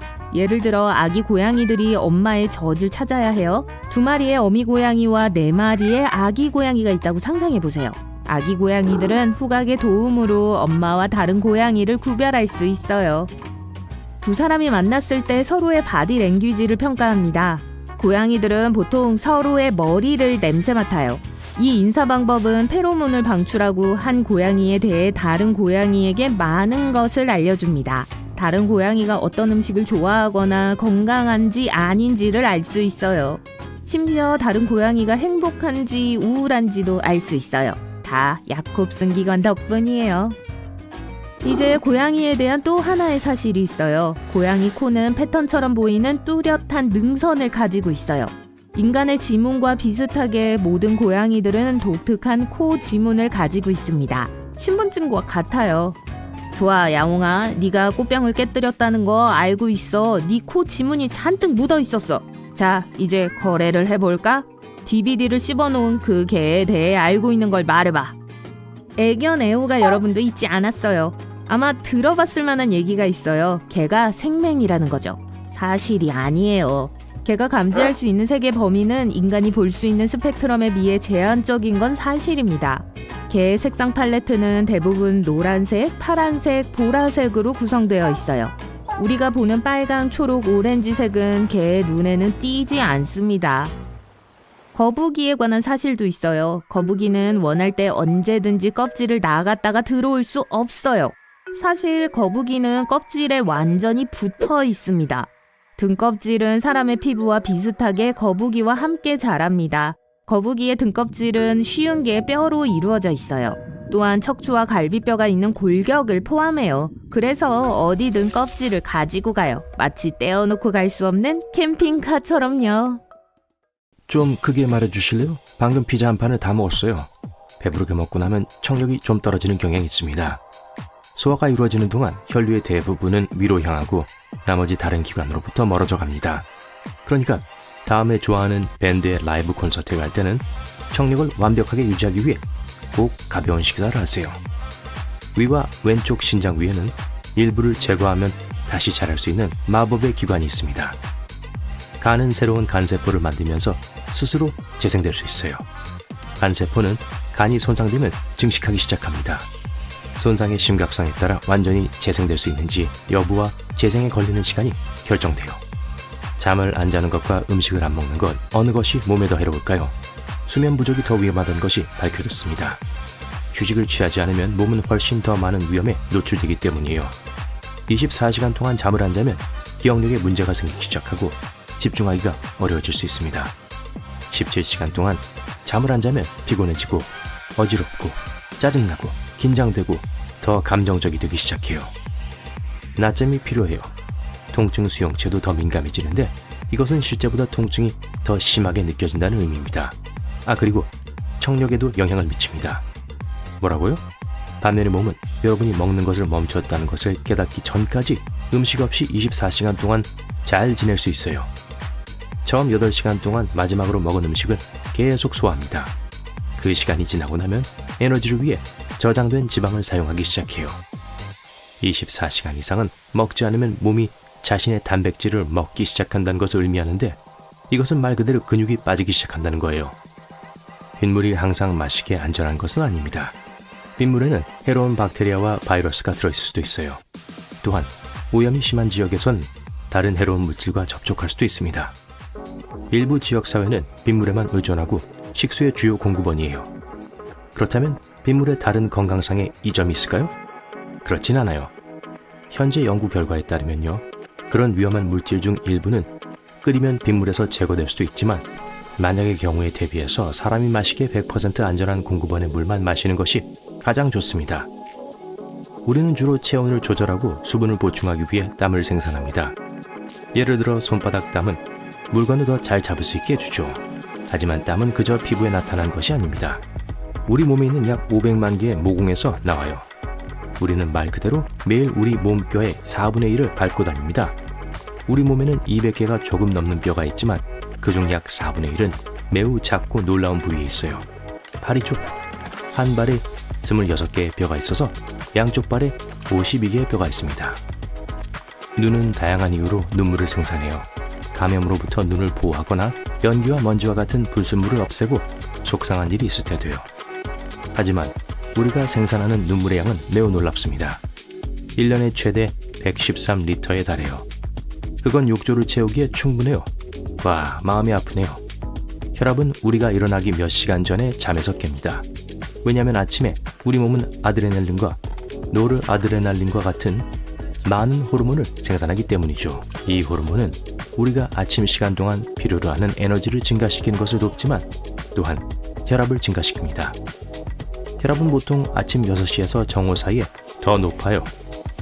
밤에는 보통 잠을 자고 신체적인 활동을 잘하지 않기 때문에 혈압은 20%까지 떨어집니다. 몸속의 중요한 액체에 대해 말하자면 혈액은 전체 몸무게의 약 10%를 차지해요. 체중이 대부분 근육, 저장된 지방 그리고 뼈로 구성되어 있다고 생각하는 경향이 있지만 그 외에도 훨씬 더 많은 것이 있습니다. 건강한 성인의 경우 뼈는 전체 몸무게의 15%를 차지해요. 약 40에서 45%는 근육, 약 15%는 지방, 나머지는 피부, 힘줄, 머리카락 같은 것입니다. 계산을 해볼게요. 네, 100%가 되네요. 폐는 서로 비슷하긴 하지만 쌍둥이는 아니에요. 둘이 같은 크기나 모양이 아니기 때문입니다. 오른쪽 폐는 더 크고 무거워요. 그건 심장 때문인데 심장이 왼쪽으로 약간 기울어 있기 때문이에요. 그래서 왼쪽 폐에서는 심장 아픈이라고 불리는 작게 움푹 파인 자국이 있습니다. 오른쪽 폐가 더 클 수도 있지만 간을 위한 공간을 만들어야 하기 때문에 조금 더 짧아요. 우리 몸의 많은 신체 치수는 놀라울 정도로 매우 대칭적입니다. 양팔을 양쪽으로 벌리고 손끝 사이의 거리를 측정하면 여러분의 키를 알 수 있어요. 이러한 유사한 측정값을 바탕으로 전문가들은 심지어 고대 인간이 어떤 모습이었는지에 대한 이론도 세울 수 있어요. 인간은 이성의 관심을 끌기 위해 더 매력적이고 더 건강하게 보이도록 진화해왔습니다. 게다가 두 다리로 걷도록 진화했기 때문에 대칭적인 특징은 균형을 이루어서 최소한의 에너지로 움직일 수 있도록 도와줍니다. 인간은 후각에 관한 한 자연에서는 최고는 아니지만 우리 코는 약 1조 개의 다른 냄새를 맡을 수 있습니다. 과학자들은 여전히 이 주제에 대해 연구를 수행하고 있으며 그 수가 훨씬 더 많을 수도 있다고 믿고 있어요. 일부 개 품종은 우리보다 10,000배에서 10만 배 정도 더 많은 냄새를 구별할 수 있는데 동물의 세계에서 가장 뛰어난 후각을 가지고 있는 것은 무려 10,000개 이상의 후각 수용체 유전자를 가진 코끼리입니다. 반면에 인간과 침팬지는 400개 미만이에요. 우리는 새끼손가락을 가장 연약한 손가락이라고 생각하는 경향이 있지만 생각보다 더 많은 힘을 가지고 있어요. 새끼손가락이 없거나 다쳤을 경우 전체 소나기 힘의 강도가 최대 33%까지 감소할 수 있습니다. 우리 위에 있는 액체는 염산, 염화칼륨, 염화나트륨으로 이루어졌고 우리가 생각할 수 있는 레몬, 파인애플, 토마토와 같은 어떤 산성식품보다 훨씬 더 강력합니다. 건강한 위산의 pH는 1에서 3 사이예요. 생각해보면 그건 배터리산보다 약간 낮은 수준이에요. 우리 머리카락 가닥도 매우 강해서 인간이 만든 재료에 대한 내성의 그 성질을 복제하기 위한 연구가 수행되고 있습니다. 건강한 머리카락은 12톤까지 견딜 수 있어요. 그것은 케라틴이라고 불리는 머리카락 가닥에 있는 단백질 때문인데 그것은 손톱과 피부에도 있어요. 약 3분의 1의 사람만이 완벽한 시력을 가지고 있습니다. 생각하는 것보다 훨씬 많은 사람들이 안경과 콘택트 렌즈를 사용해서 거의 66%를 차지해요. 게다가 시력은 나이가 들수록 나빠집니다. 우리가 태어났을 때 머리는 전체 몸 길이의 4분의 1에 달합니다. 25살이 되면 머리는 몸의 8분의 1밖에 되지 않을 수 있어요. 왜냐하면 머리는 나이가 들어도 크기가 많이 변하지 않기 때문이에요. 몸의 나머지 부분, 주로 다리와 몸통에 비례해서 말이죠. 우리 뇌는 매우 강력한 컴퓨터이고 인간의 뇌세포 하나의 전체 브리테니커 백과사전보다 5배나 많은 정보를 담을 수 있습니다. 알고 계신가요? 아직 두뇌가 지원할 수 있는 정확한 데이터 양을 정확히 파악하지 못했지만 전자적인 측면에서 뇌의 저장 용량은 약 2500TB입니다. 비교하자면 900년 이상의 역사를 보관하고 있는 영국 국립문서보관소는 70TB에 불과해요. 아마도 그래서 뇌가 다른 장기에 비해 가장 많은 양의 산소가 필요한 걸 거예요. 혈류로 들어가는 총 산소량의 약 20%입니다. 두뇌가 우리 몸 질량의 겨우 2%를 구성한다는 사실을 염두한다면요. 우리의 정상적인 활동과 중력의 효과는 발목, 무릎, 엉덩이, 등, 목의 연골을 천천히 압박하게 만듭니다. 일단 하룻밤 쉬면 연골은 정상으로 돌아가요. 평균적으로 늦은 밤보다 아침에 약 1cm 키가 더 커요. 아침에는 약간 늘어나죠. 여러분은 원숭이만큼 털이 많아요. 놀리려는 게 아니에요. 그리고 여러분의 질문은 독특하지 않아요. 귀를 막으면 더 잘 들을 수 있어요. 이건 사실일까요? 아니면 그저 잘못된 상식일까요? 사람이 거짓말을 하고 있을 때 코를 보면 탈로가 납니다. 이게 사실일까요?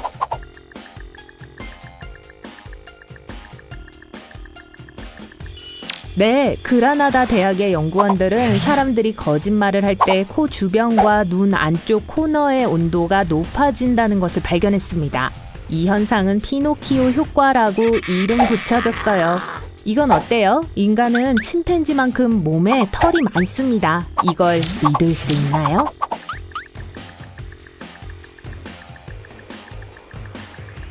놀랍게도 이건 사실이에요. 사람과 침팬지 혹은 비슷한 크기의 유인원의 털 수는 거의 같습니다. 유일한 차이점은 인간의 털은 꽤 가늘고 종종 색이 없다는 거예요. 그래서 진짜 털의 수를 확인하기가 어려워요. 양쪽 폐는 똑같아요. 합리적으로 들리지만 사실일까요?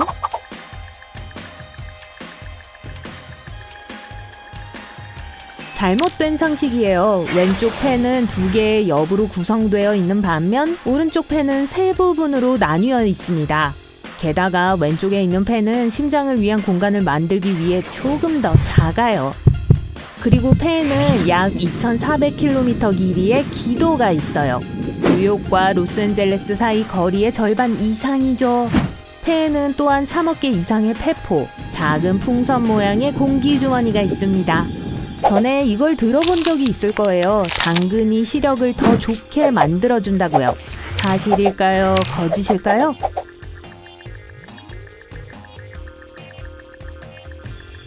안타깝지만 이건 사실이 아닙니다.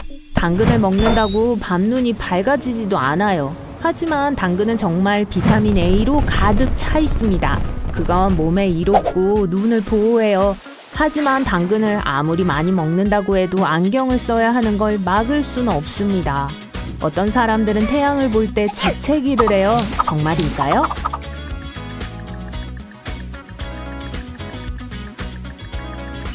사실입니다. 약 25%의 사람들이 햇빛에 대한 흥미로운 반응을 보입니다.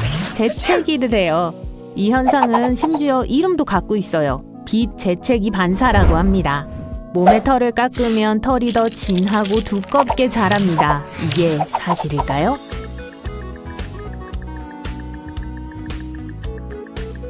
걱정 마세요. 거짓이에요. 털을 깎은 후의 굵기, 성장 속도, 심지어 색깔까지 변한 것처럼 보일 수 있습니다. 하지만 착각일 뿐이에요. 면도는 모낭의 끝을 뭉툭하게 만듭니다. 그래서 평소보다 더 거칠고 진한 색으로 보여요. 하지만 일단 털이 다시 자라나면 깎기 전과 똑같이 보이기 시작할 거예요. 사람마다 독특한 지문을 가지고 있어요. 이건 사실이겠죠?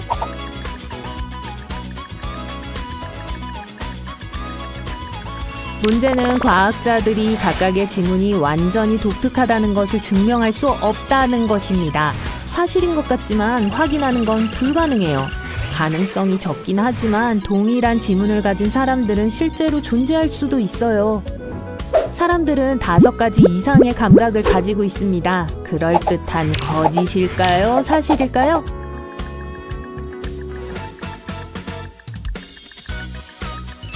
다섯 가지 감각이 있는 건 분명해요. 시각, 후각, 촉각, 청각, 미각이죠. 하지만 열을 감지하는 열감각은 어때요? 통증을 인식하는 통각은요? 사람들의 몸을 인식하는 감각인 자기 수용 감각은요? 눈을 감고도 코를 만질 수 있죠? 그게 바로 자기 수용 감각이에요. 이 밖에도 훨씬 더 많은 감각이 있어요. 어떤 전문가들은 사람들이 21가지에서 쉬운 3가지의 감각을 가지고 있다고 말합니다. 물속에서 오랜 시간을 보낸 후에 손가락이 쭈글쭈글해지는 건 안전을 위해서예요. 이건 사실일까요? 여러분의 생각은 어때요?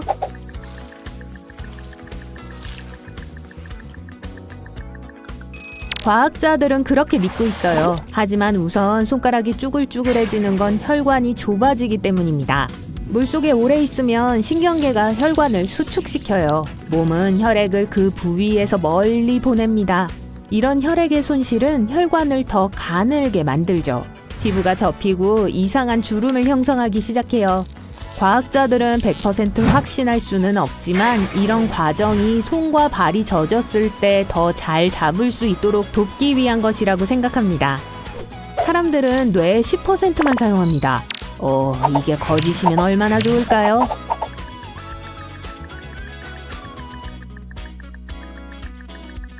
거짓이에요. 우리는 매일 거의 100%의 뇌를 사용한다고 합니다. 뇌는 우리가 잠든 동안에도 항상 활동해요. 자고 있을 때 더 높은 수준의 사고를 담당하는 전두피질과 주변을 감지하도록 돕는 영역들은 여전히 일을 하고 있습니다. 어떤 사람들에게 세상은 훨씬 더 밝게 보여요. 어떻게요?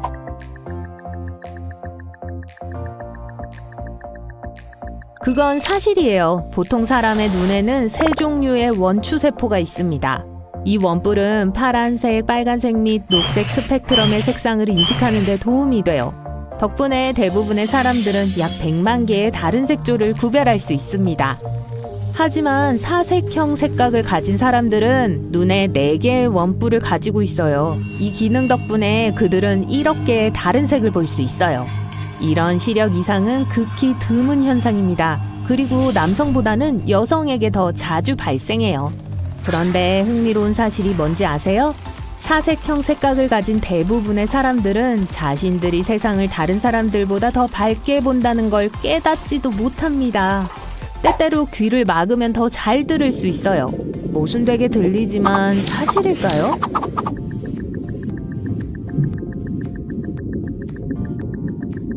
여러분이 시끄러운 곳, 예를 들어 클럽이나 콘서트에 있다면 친구들의 소리를 더 잘 들으려고 할 때 귀를 막아보세요. 2주, 귓구멍 앞쪽에 있는 뾰족한 피부로 덮인 연고를 귀 안으로 밀어 넣으세요. 그러고 나서 귀를 친구 쪽으로 향합니다. 들리시죠? 재채기를 막을 수 있어요. 오호, 그거 참 편리하겠는데? 사실일까요?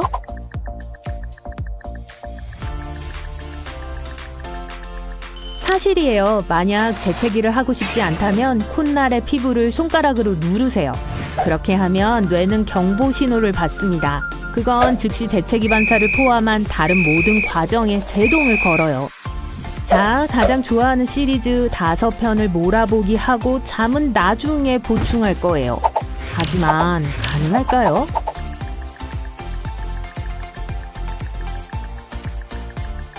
안타깝지만 아니에요. 주말에 부족한 잠을 보충하거나 주중에 낮잠은 자려고 하겠지만 도움이 되지는 않을 거예요. 우리 몸은 이런 식으로 작동하지 않습니다. 전날 밤에 충분한 잠을 자지 못했거나 정말 늦게 잠자리에 들었다면 정오까지 잔다고 해도 도움이 되지 않아요. 설상가상으로 너무 많은 수면은 몸을 더욱 피곤하게 할 거예요. 어떤 사람들은 다른 사람들보다 갈비뼈가 더 많아요. 사실인가요?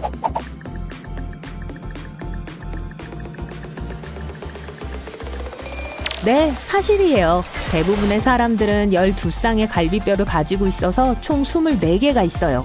하지만 200명 중 1명은 25번째 갈비뼈를 가지고 있습니다.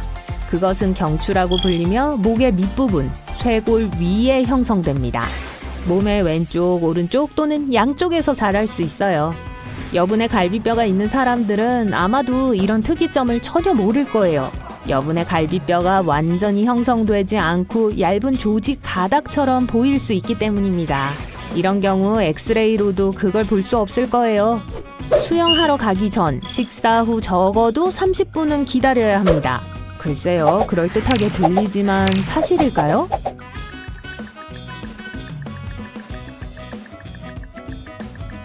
사실이 아니에요. 이 주장의 이면에 있는 일반적인 생각은 많은 양의 식사를 하면 소화 과정을 돕기 위해 혈액이 위를 향해 흐른다는 거예요.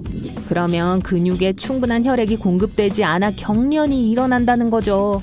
하지만 실제로 무언가를 먹고 바로 수영하는 건 전혀 위험하지 않습니다.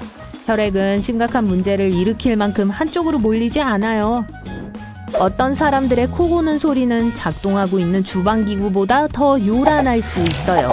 이건 사실일까요?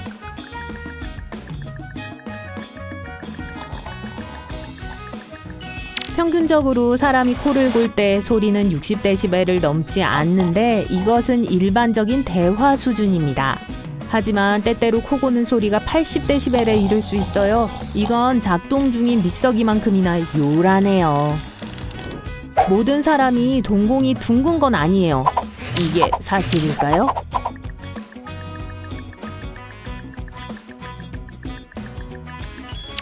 네, 10,000명 중 2명은 특이한 모양의 동공을 가지고 있습니다. 가장 일반적으로는 열쇠구멍과 비슷해요. 이런 증상을 콜로보마라고 하는데 흥미롭게도 어떤 사람들은 시력에 전혀 문제가 없어요. 여러분은 이 희귀한 신체 특징을 가지고 있지만 모르고 있을 수도 있습니다. 종종 엑스레이에서도 발견되지 않기 때문이죠.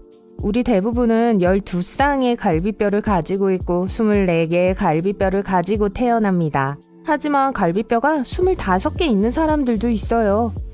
200명 중 1명만이 이 희귀한 추가 뼈를 가지고 있는데 이 뼈를 경늑골이라고 합니다. 일반적으로 첫 번째 갈비뼈 위, 목 바로 밑 쇄골 위에 있어요. 하지만 걱정할 건 없어요. 대부분의 경우 눈에 띄지 않고 아플 경우 안전하게 제거될 수 있습니다. 때때로 허스키의 양쪽 눈의 색이 다르다는 거 알고 계세요? 어떤 사람들은 이 희귀한 특징을 갖고 있어요. 의학 용어로는 헤테로크로미아, 이색증이라고 합니다. 다르다는 뜻의 헤테로와 색깔을 의미하는 크로마의 고대 그리스 단어에서 유래됐어요. 이 증상이 있는 사람들은 완전 중심 또는 부분적 이색증을 가질 수 있습니다. 완전 이색증은 두 눈의 색깔이 완전히 다르다는 것을 의미합니다. 예를 들어 하나는 갈색이고 다른 하나는 녹색이에요. 한눈에 두 가지 다른 색이 있는 경우를 전문가들은 중심적 이색증이라고 부릅니다. 부분적 이색증이 있는 사람은 눈의 일부만 다른 색을 가지고 있어요. 이런 상태로 태어날 수 있고 부상 후에 발생하기도 합니다. 여전히 극도로 희귀해요. 미국에서는 20만 명 미만의 사람이 이런 특징을 갖고 있습니다. 어쨌든 매우 독특해요. 눈 색깔 얘기가 나와서 말인데 가장 희귀한 눈 색깔이 뭔지 아세요?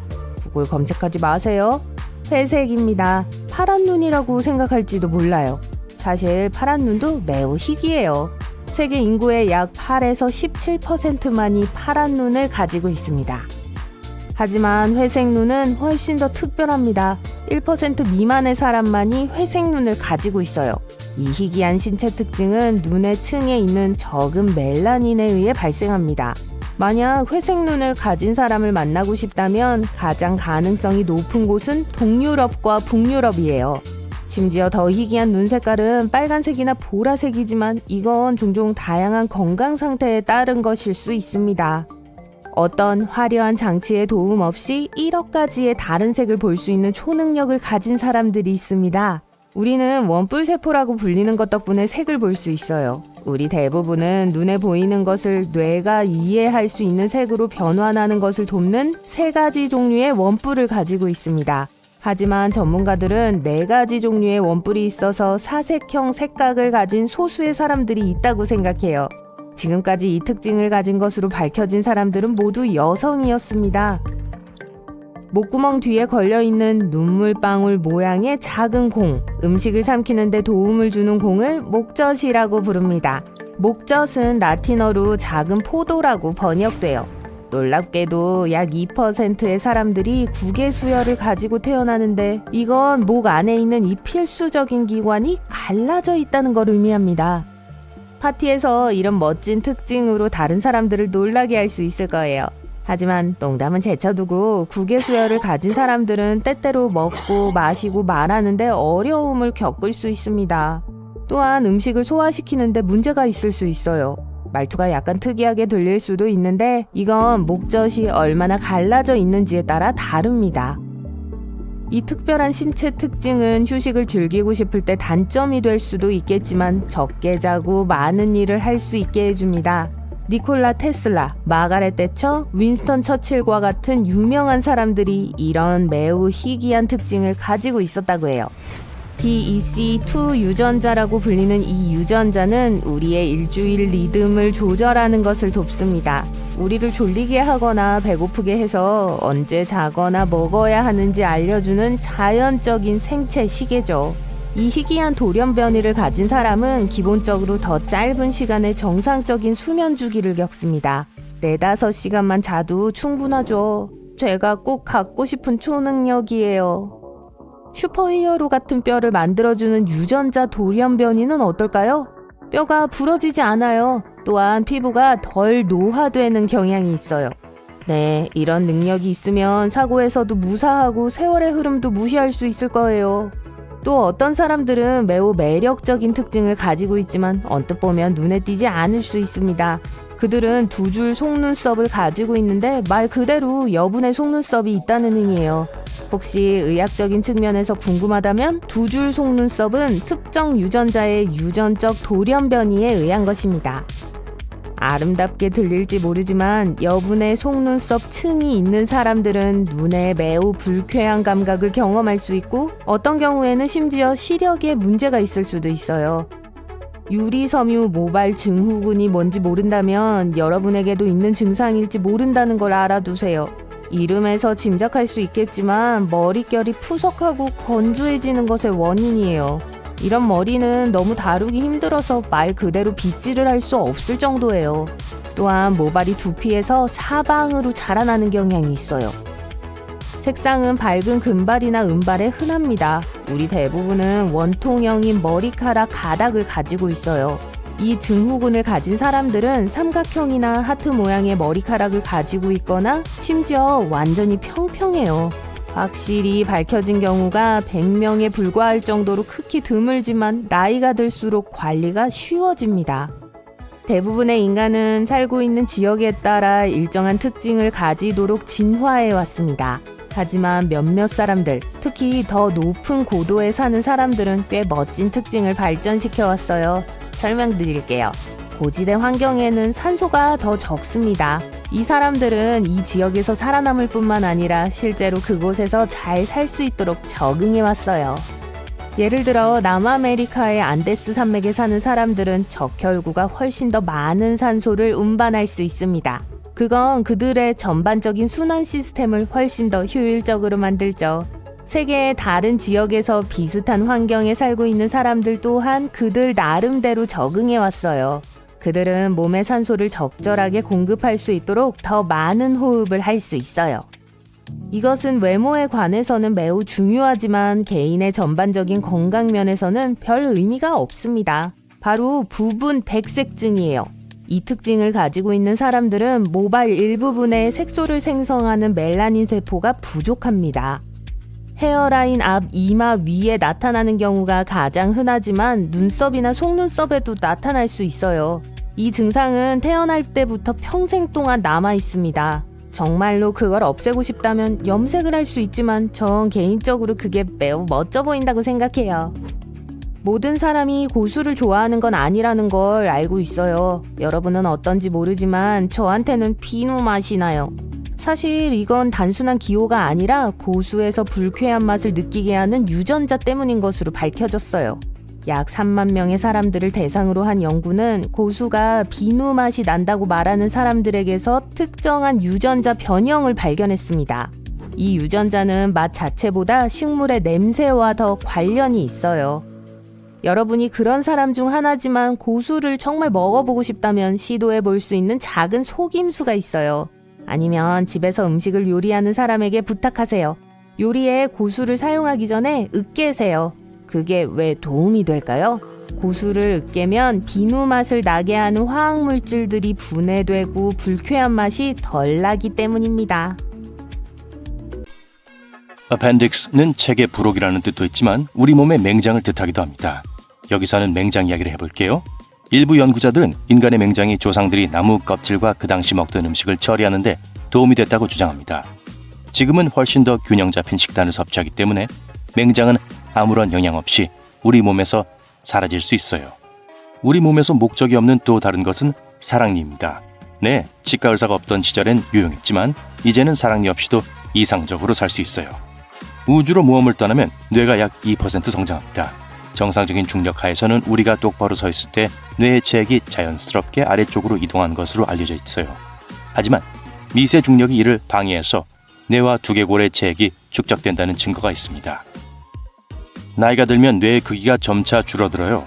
75세가 되면 30세보다 훨씬 작아지는데 40세부터 줄어들기 시작합니다. 누구에게나 일어나는 일이니까 그냥 받아들이고 두뇌를 바쁘고 민첩하게 유지해야 해요. 거울로 자신의 눈을 들여다보면 눈꼬리에 작은 분홍색 원이 자리 잡고 있는 것을 볼 수 있습니다. 이것은 사람에게는 쓸모가 없지만 새와 같은 동물에게는 먼지와 흩어진 이물질이 눈에 들어가지 않도록 막아주는 중요한 역할을 하는 세 번째 눈꺼풀이에요. 자연 선택에 대해 들어본 적이 있다면 익숙하게 들릴 수도 있겠네요. 요컨대 자연 선택은 여러 세대에 걸쳐 신체 부위를 유지하지만 일부 유해한 것들은 다음 세대에 단계적으로 제거되고 세 번째 눈꺼풀처럼 유지되지 않는 부위도 있습니다. 나이가 들어감에 따라 뇌가 줄어들 뿐만 아니라 신체도 급격히 위축돼요. 뼈도 더 부서지기 쉽죠. 척추가 압박을 받아요. 밤에 휴식을 취하면 뼈도 이완돼서 어젯밤에 잠자리에 들었을 때보다 키가 더 커지는 역효과도 일어납니다. 귀는 균형을 유지하는 데 도움을 주니까 청각만이 귀의 유일한 임무는 아닙니다.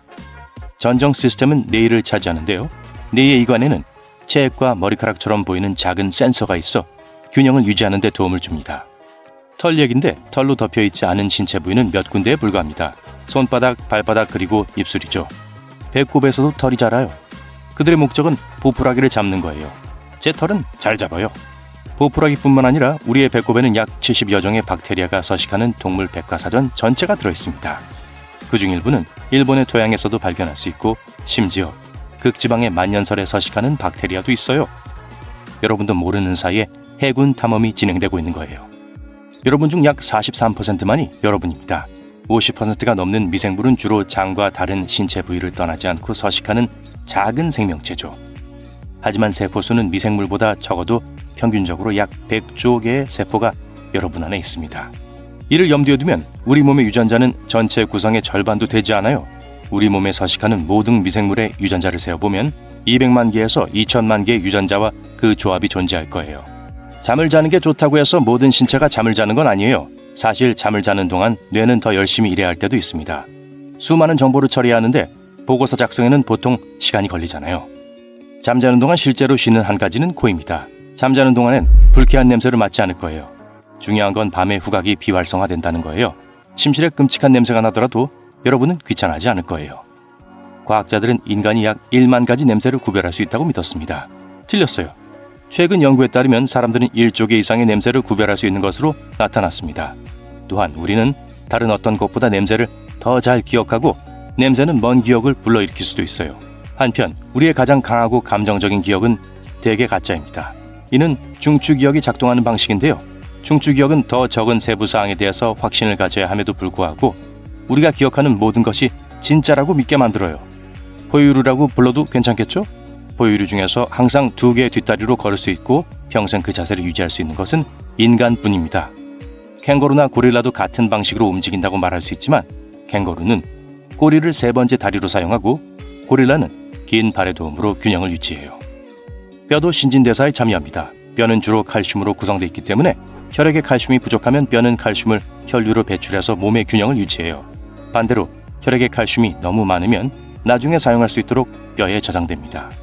우리의 키, 체형, 피부색은 조상들이 살던 곳에 따라 많이 달라지지만 수명이 길어지더라도 새로운 환경에 적응할 수 있습니다. 예를 들어 평야에서 산으로 이동하면 산소 부족을 보완하기 위해 적혈구가 더 많이 생성돼요.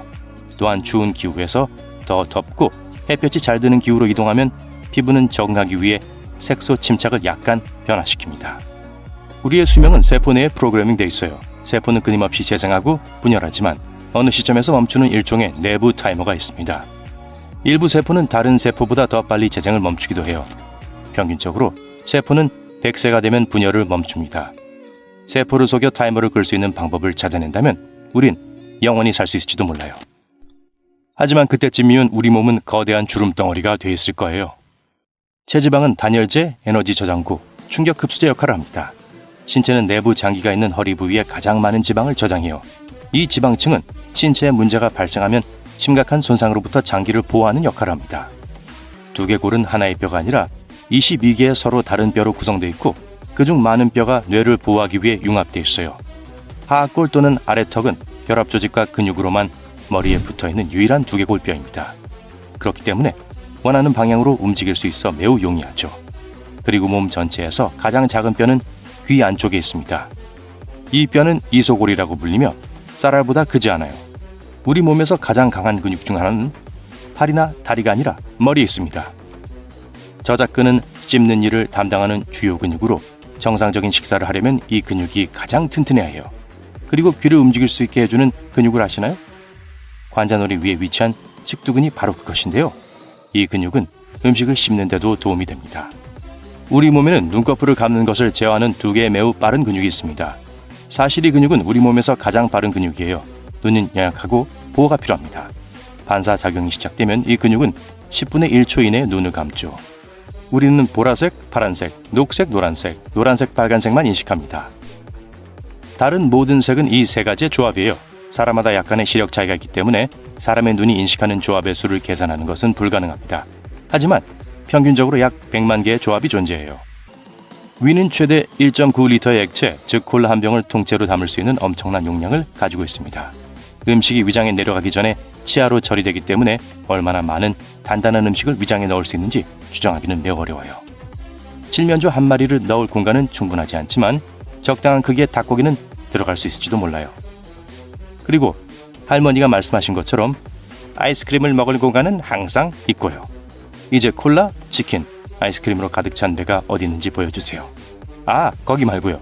저기 갈비뼈 사이에 숨어 있어요. 배는 창자로 가득 차 있고요. 여러분과 친구들이 얼마나 많은 희귀한 신체 특징을 갖고 있는지 봅시다.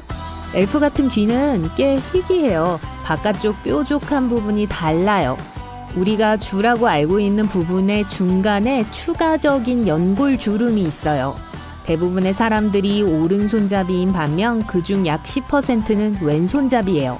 하지만 왼손이나 오른손 사용을 선호하지 않는 사람들도 있어요. 이들은 원하는 어떠한 손으로도 기타를 연주하고 가위를 사용하고 글을 쓰고 다른 모든 활동을 할 수 있죠. 그중 1%만이 그렇게 할 수 있는데 우린 그들을 양손잡이라고 해요. 그리고 만약 한 입으로 두 말을 할 수 있다면 정치에 밝은 미래가 있을 거예요. 명령에 따라 콧구멍을 벌렁거릴 수 있는 인구는 3분의 1 미만이에요. 우리가 쓸 일이 없기 때문에 이걸 담당하는 근육은 약해요. 그래서 대부분의 사람들은 콧구멍에 그런 일을 자의적으로 할 수 없는 거예요. 네팔과 티벳에 사는 사람들은 그렇게 높은 고도에서 숨을 쉴 수 있게 해주는 특별한 유전자를 갖고 있어요. 대부분의 사람들은 그런 환경에서 아픔을 느끼지만 이들은 정상적으로 숨을 쉴 수 있기 때문에 독특하죠. 이건 그들이 가지고 있는 슈퍼 운동선수 유전자 때문이에요. 약 4만 년 전에 아시아 주변의 산악 지역에 살았던 데니소반 집단으로 거슬러 올라갈 수 있어요. 이 유전자는 더 높은 수준의 산소를 운반할 수 있는 헤모글로빈을 줘요.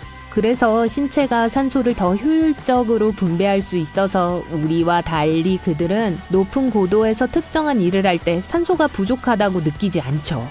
노인환도 꽤 희귀해요. 각막의 바깥쪽 위와 아래에 보이는 흰색 또는 회색 호예요. 다시 말해 눈 앞부분을 가리고 있는 맑고 둥근 모양 말이에요. 고연령자에겐 흔한 일이에요. 이 호는 눈의 색깔 부분인 홍채 주위에 완전하게 고리처럼 둘러질 수 있어요. 어떤 사람들은 자연적으로 많이 잘 필요가 없어요. 우리들 중 대다수는 후폭풍과 상관없이 며칠 밤을 새울 수 없어요. 하지만 극소수의 사람들은 6시간 혹은 그보다 더 적게, 즉 평균보다 2시간 정도 더 적게 잠잘 수 있게 해주는 특별한 유전자를 갖고 있어요. 인구의 1%에서 3%가 소위 이 시계 유전자를 가지고 있어요. 이들은 우리가 잠을 적게 잘 때처럼 피곤함을 느끼지 않기 때문에 더 생산적일 수 있어요. 레오나르도 다빈치, 토마스 제퍼슨, 그리고 다른 유명한 역사적 인물들이 여기에 속해요. 대부분의 사람들은 눈에 3개의 원뿔을 갖고 있어서 넓은 색 스펙트럼을 볼 수 있어요. 하지만 어떤 사람들은 희귀한 4번째 원뿔이 있어요. 우리는 그걸 테트라크로맷이라고 불러요. 그리고 이 특징 때문에 그들은 1억 개의 색을 볼 수 있어요. 나머지 우리 같은 평범한 사람들은 약 100만 가지의 색을 봐요. 여성들에게 주로 볼 수 있는 희귀한 신체 특징이에요. 이색증에 대해 들어본 적이 있으세요? 눈동자 색이 부분적으로 다르거나 각 눈동자의 색이 다른 희귀한 질환이에요. 때때로 이 증상은 머리카락이나 피부 같은 신체의 다른 부분의 색깔 차이로 이어질 수 있어요. 또는 2가지 색상이 있는 홍채가 있을 수도 있고요. 이색증은 유전학적인 이유로 어떤 사람들은 몸에 멜라닌이 불균일하게 분포되기 때문에 일어나는 질환이에요. 그리고 인구의 1%만이 그걸 갖고 있죠. 카메라 증후군은 사람의 몸 안에 우리가 게놈이라고 부르는 완전히 다른 2세트의 DNA가 있는 드문 유전 질환이에요. 한 게놈은 한 장기 또는 일반적으로 신체의 한 영역에 지배적인 반면 다른 게놈은 다른 조직이나 장기에 있어요. 심지어 동물들에게도 이런 증상이 있을 수 있어요. 키메라 증후군을 가진 동물과 인간 모두 두 가지 다른 혈액형을 동시에 가질 수 있어요. 그리고 아마 비슷한 양의 두 가지 혈액형일 수도 있죠. 뼈가 너무 촘촘해서 이 뼈를 부러뜨릴 수 있는 게 거의 없다면 멋질 거예요. 어떤 사람들은 LRP5 유전자 돌연변이 덕분에 이게 가능해요. 이런 돌뼈를 가진 사람들은 대부분의 사람들보다 8배나 뼈가 더 단단해요. 누군가가 황금의 피라고 불리는 게 있다고 하면 사람들의 혈관을 흐르는 작은 피 입자들을 상상하는 게 쉽죠. 하지만 그런 것이 아니고 황금색도 아니에요. 이건 우리가 세계에서 40명 정도밖에 없는 꽤 희귀한 혈액 그룹에 대해 말하고 있기 때문에 이렇게 불러요. 이 사람들은 모두 RH- 혈구 항원을 갖고 있지 않아요.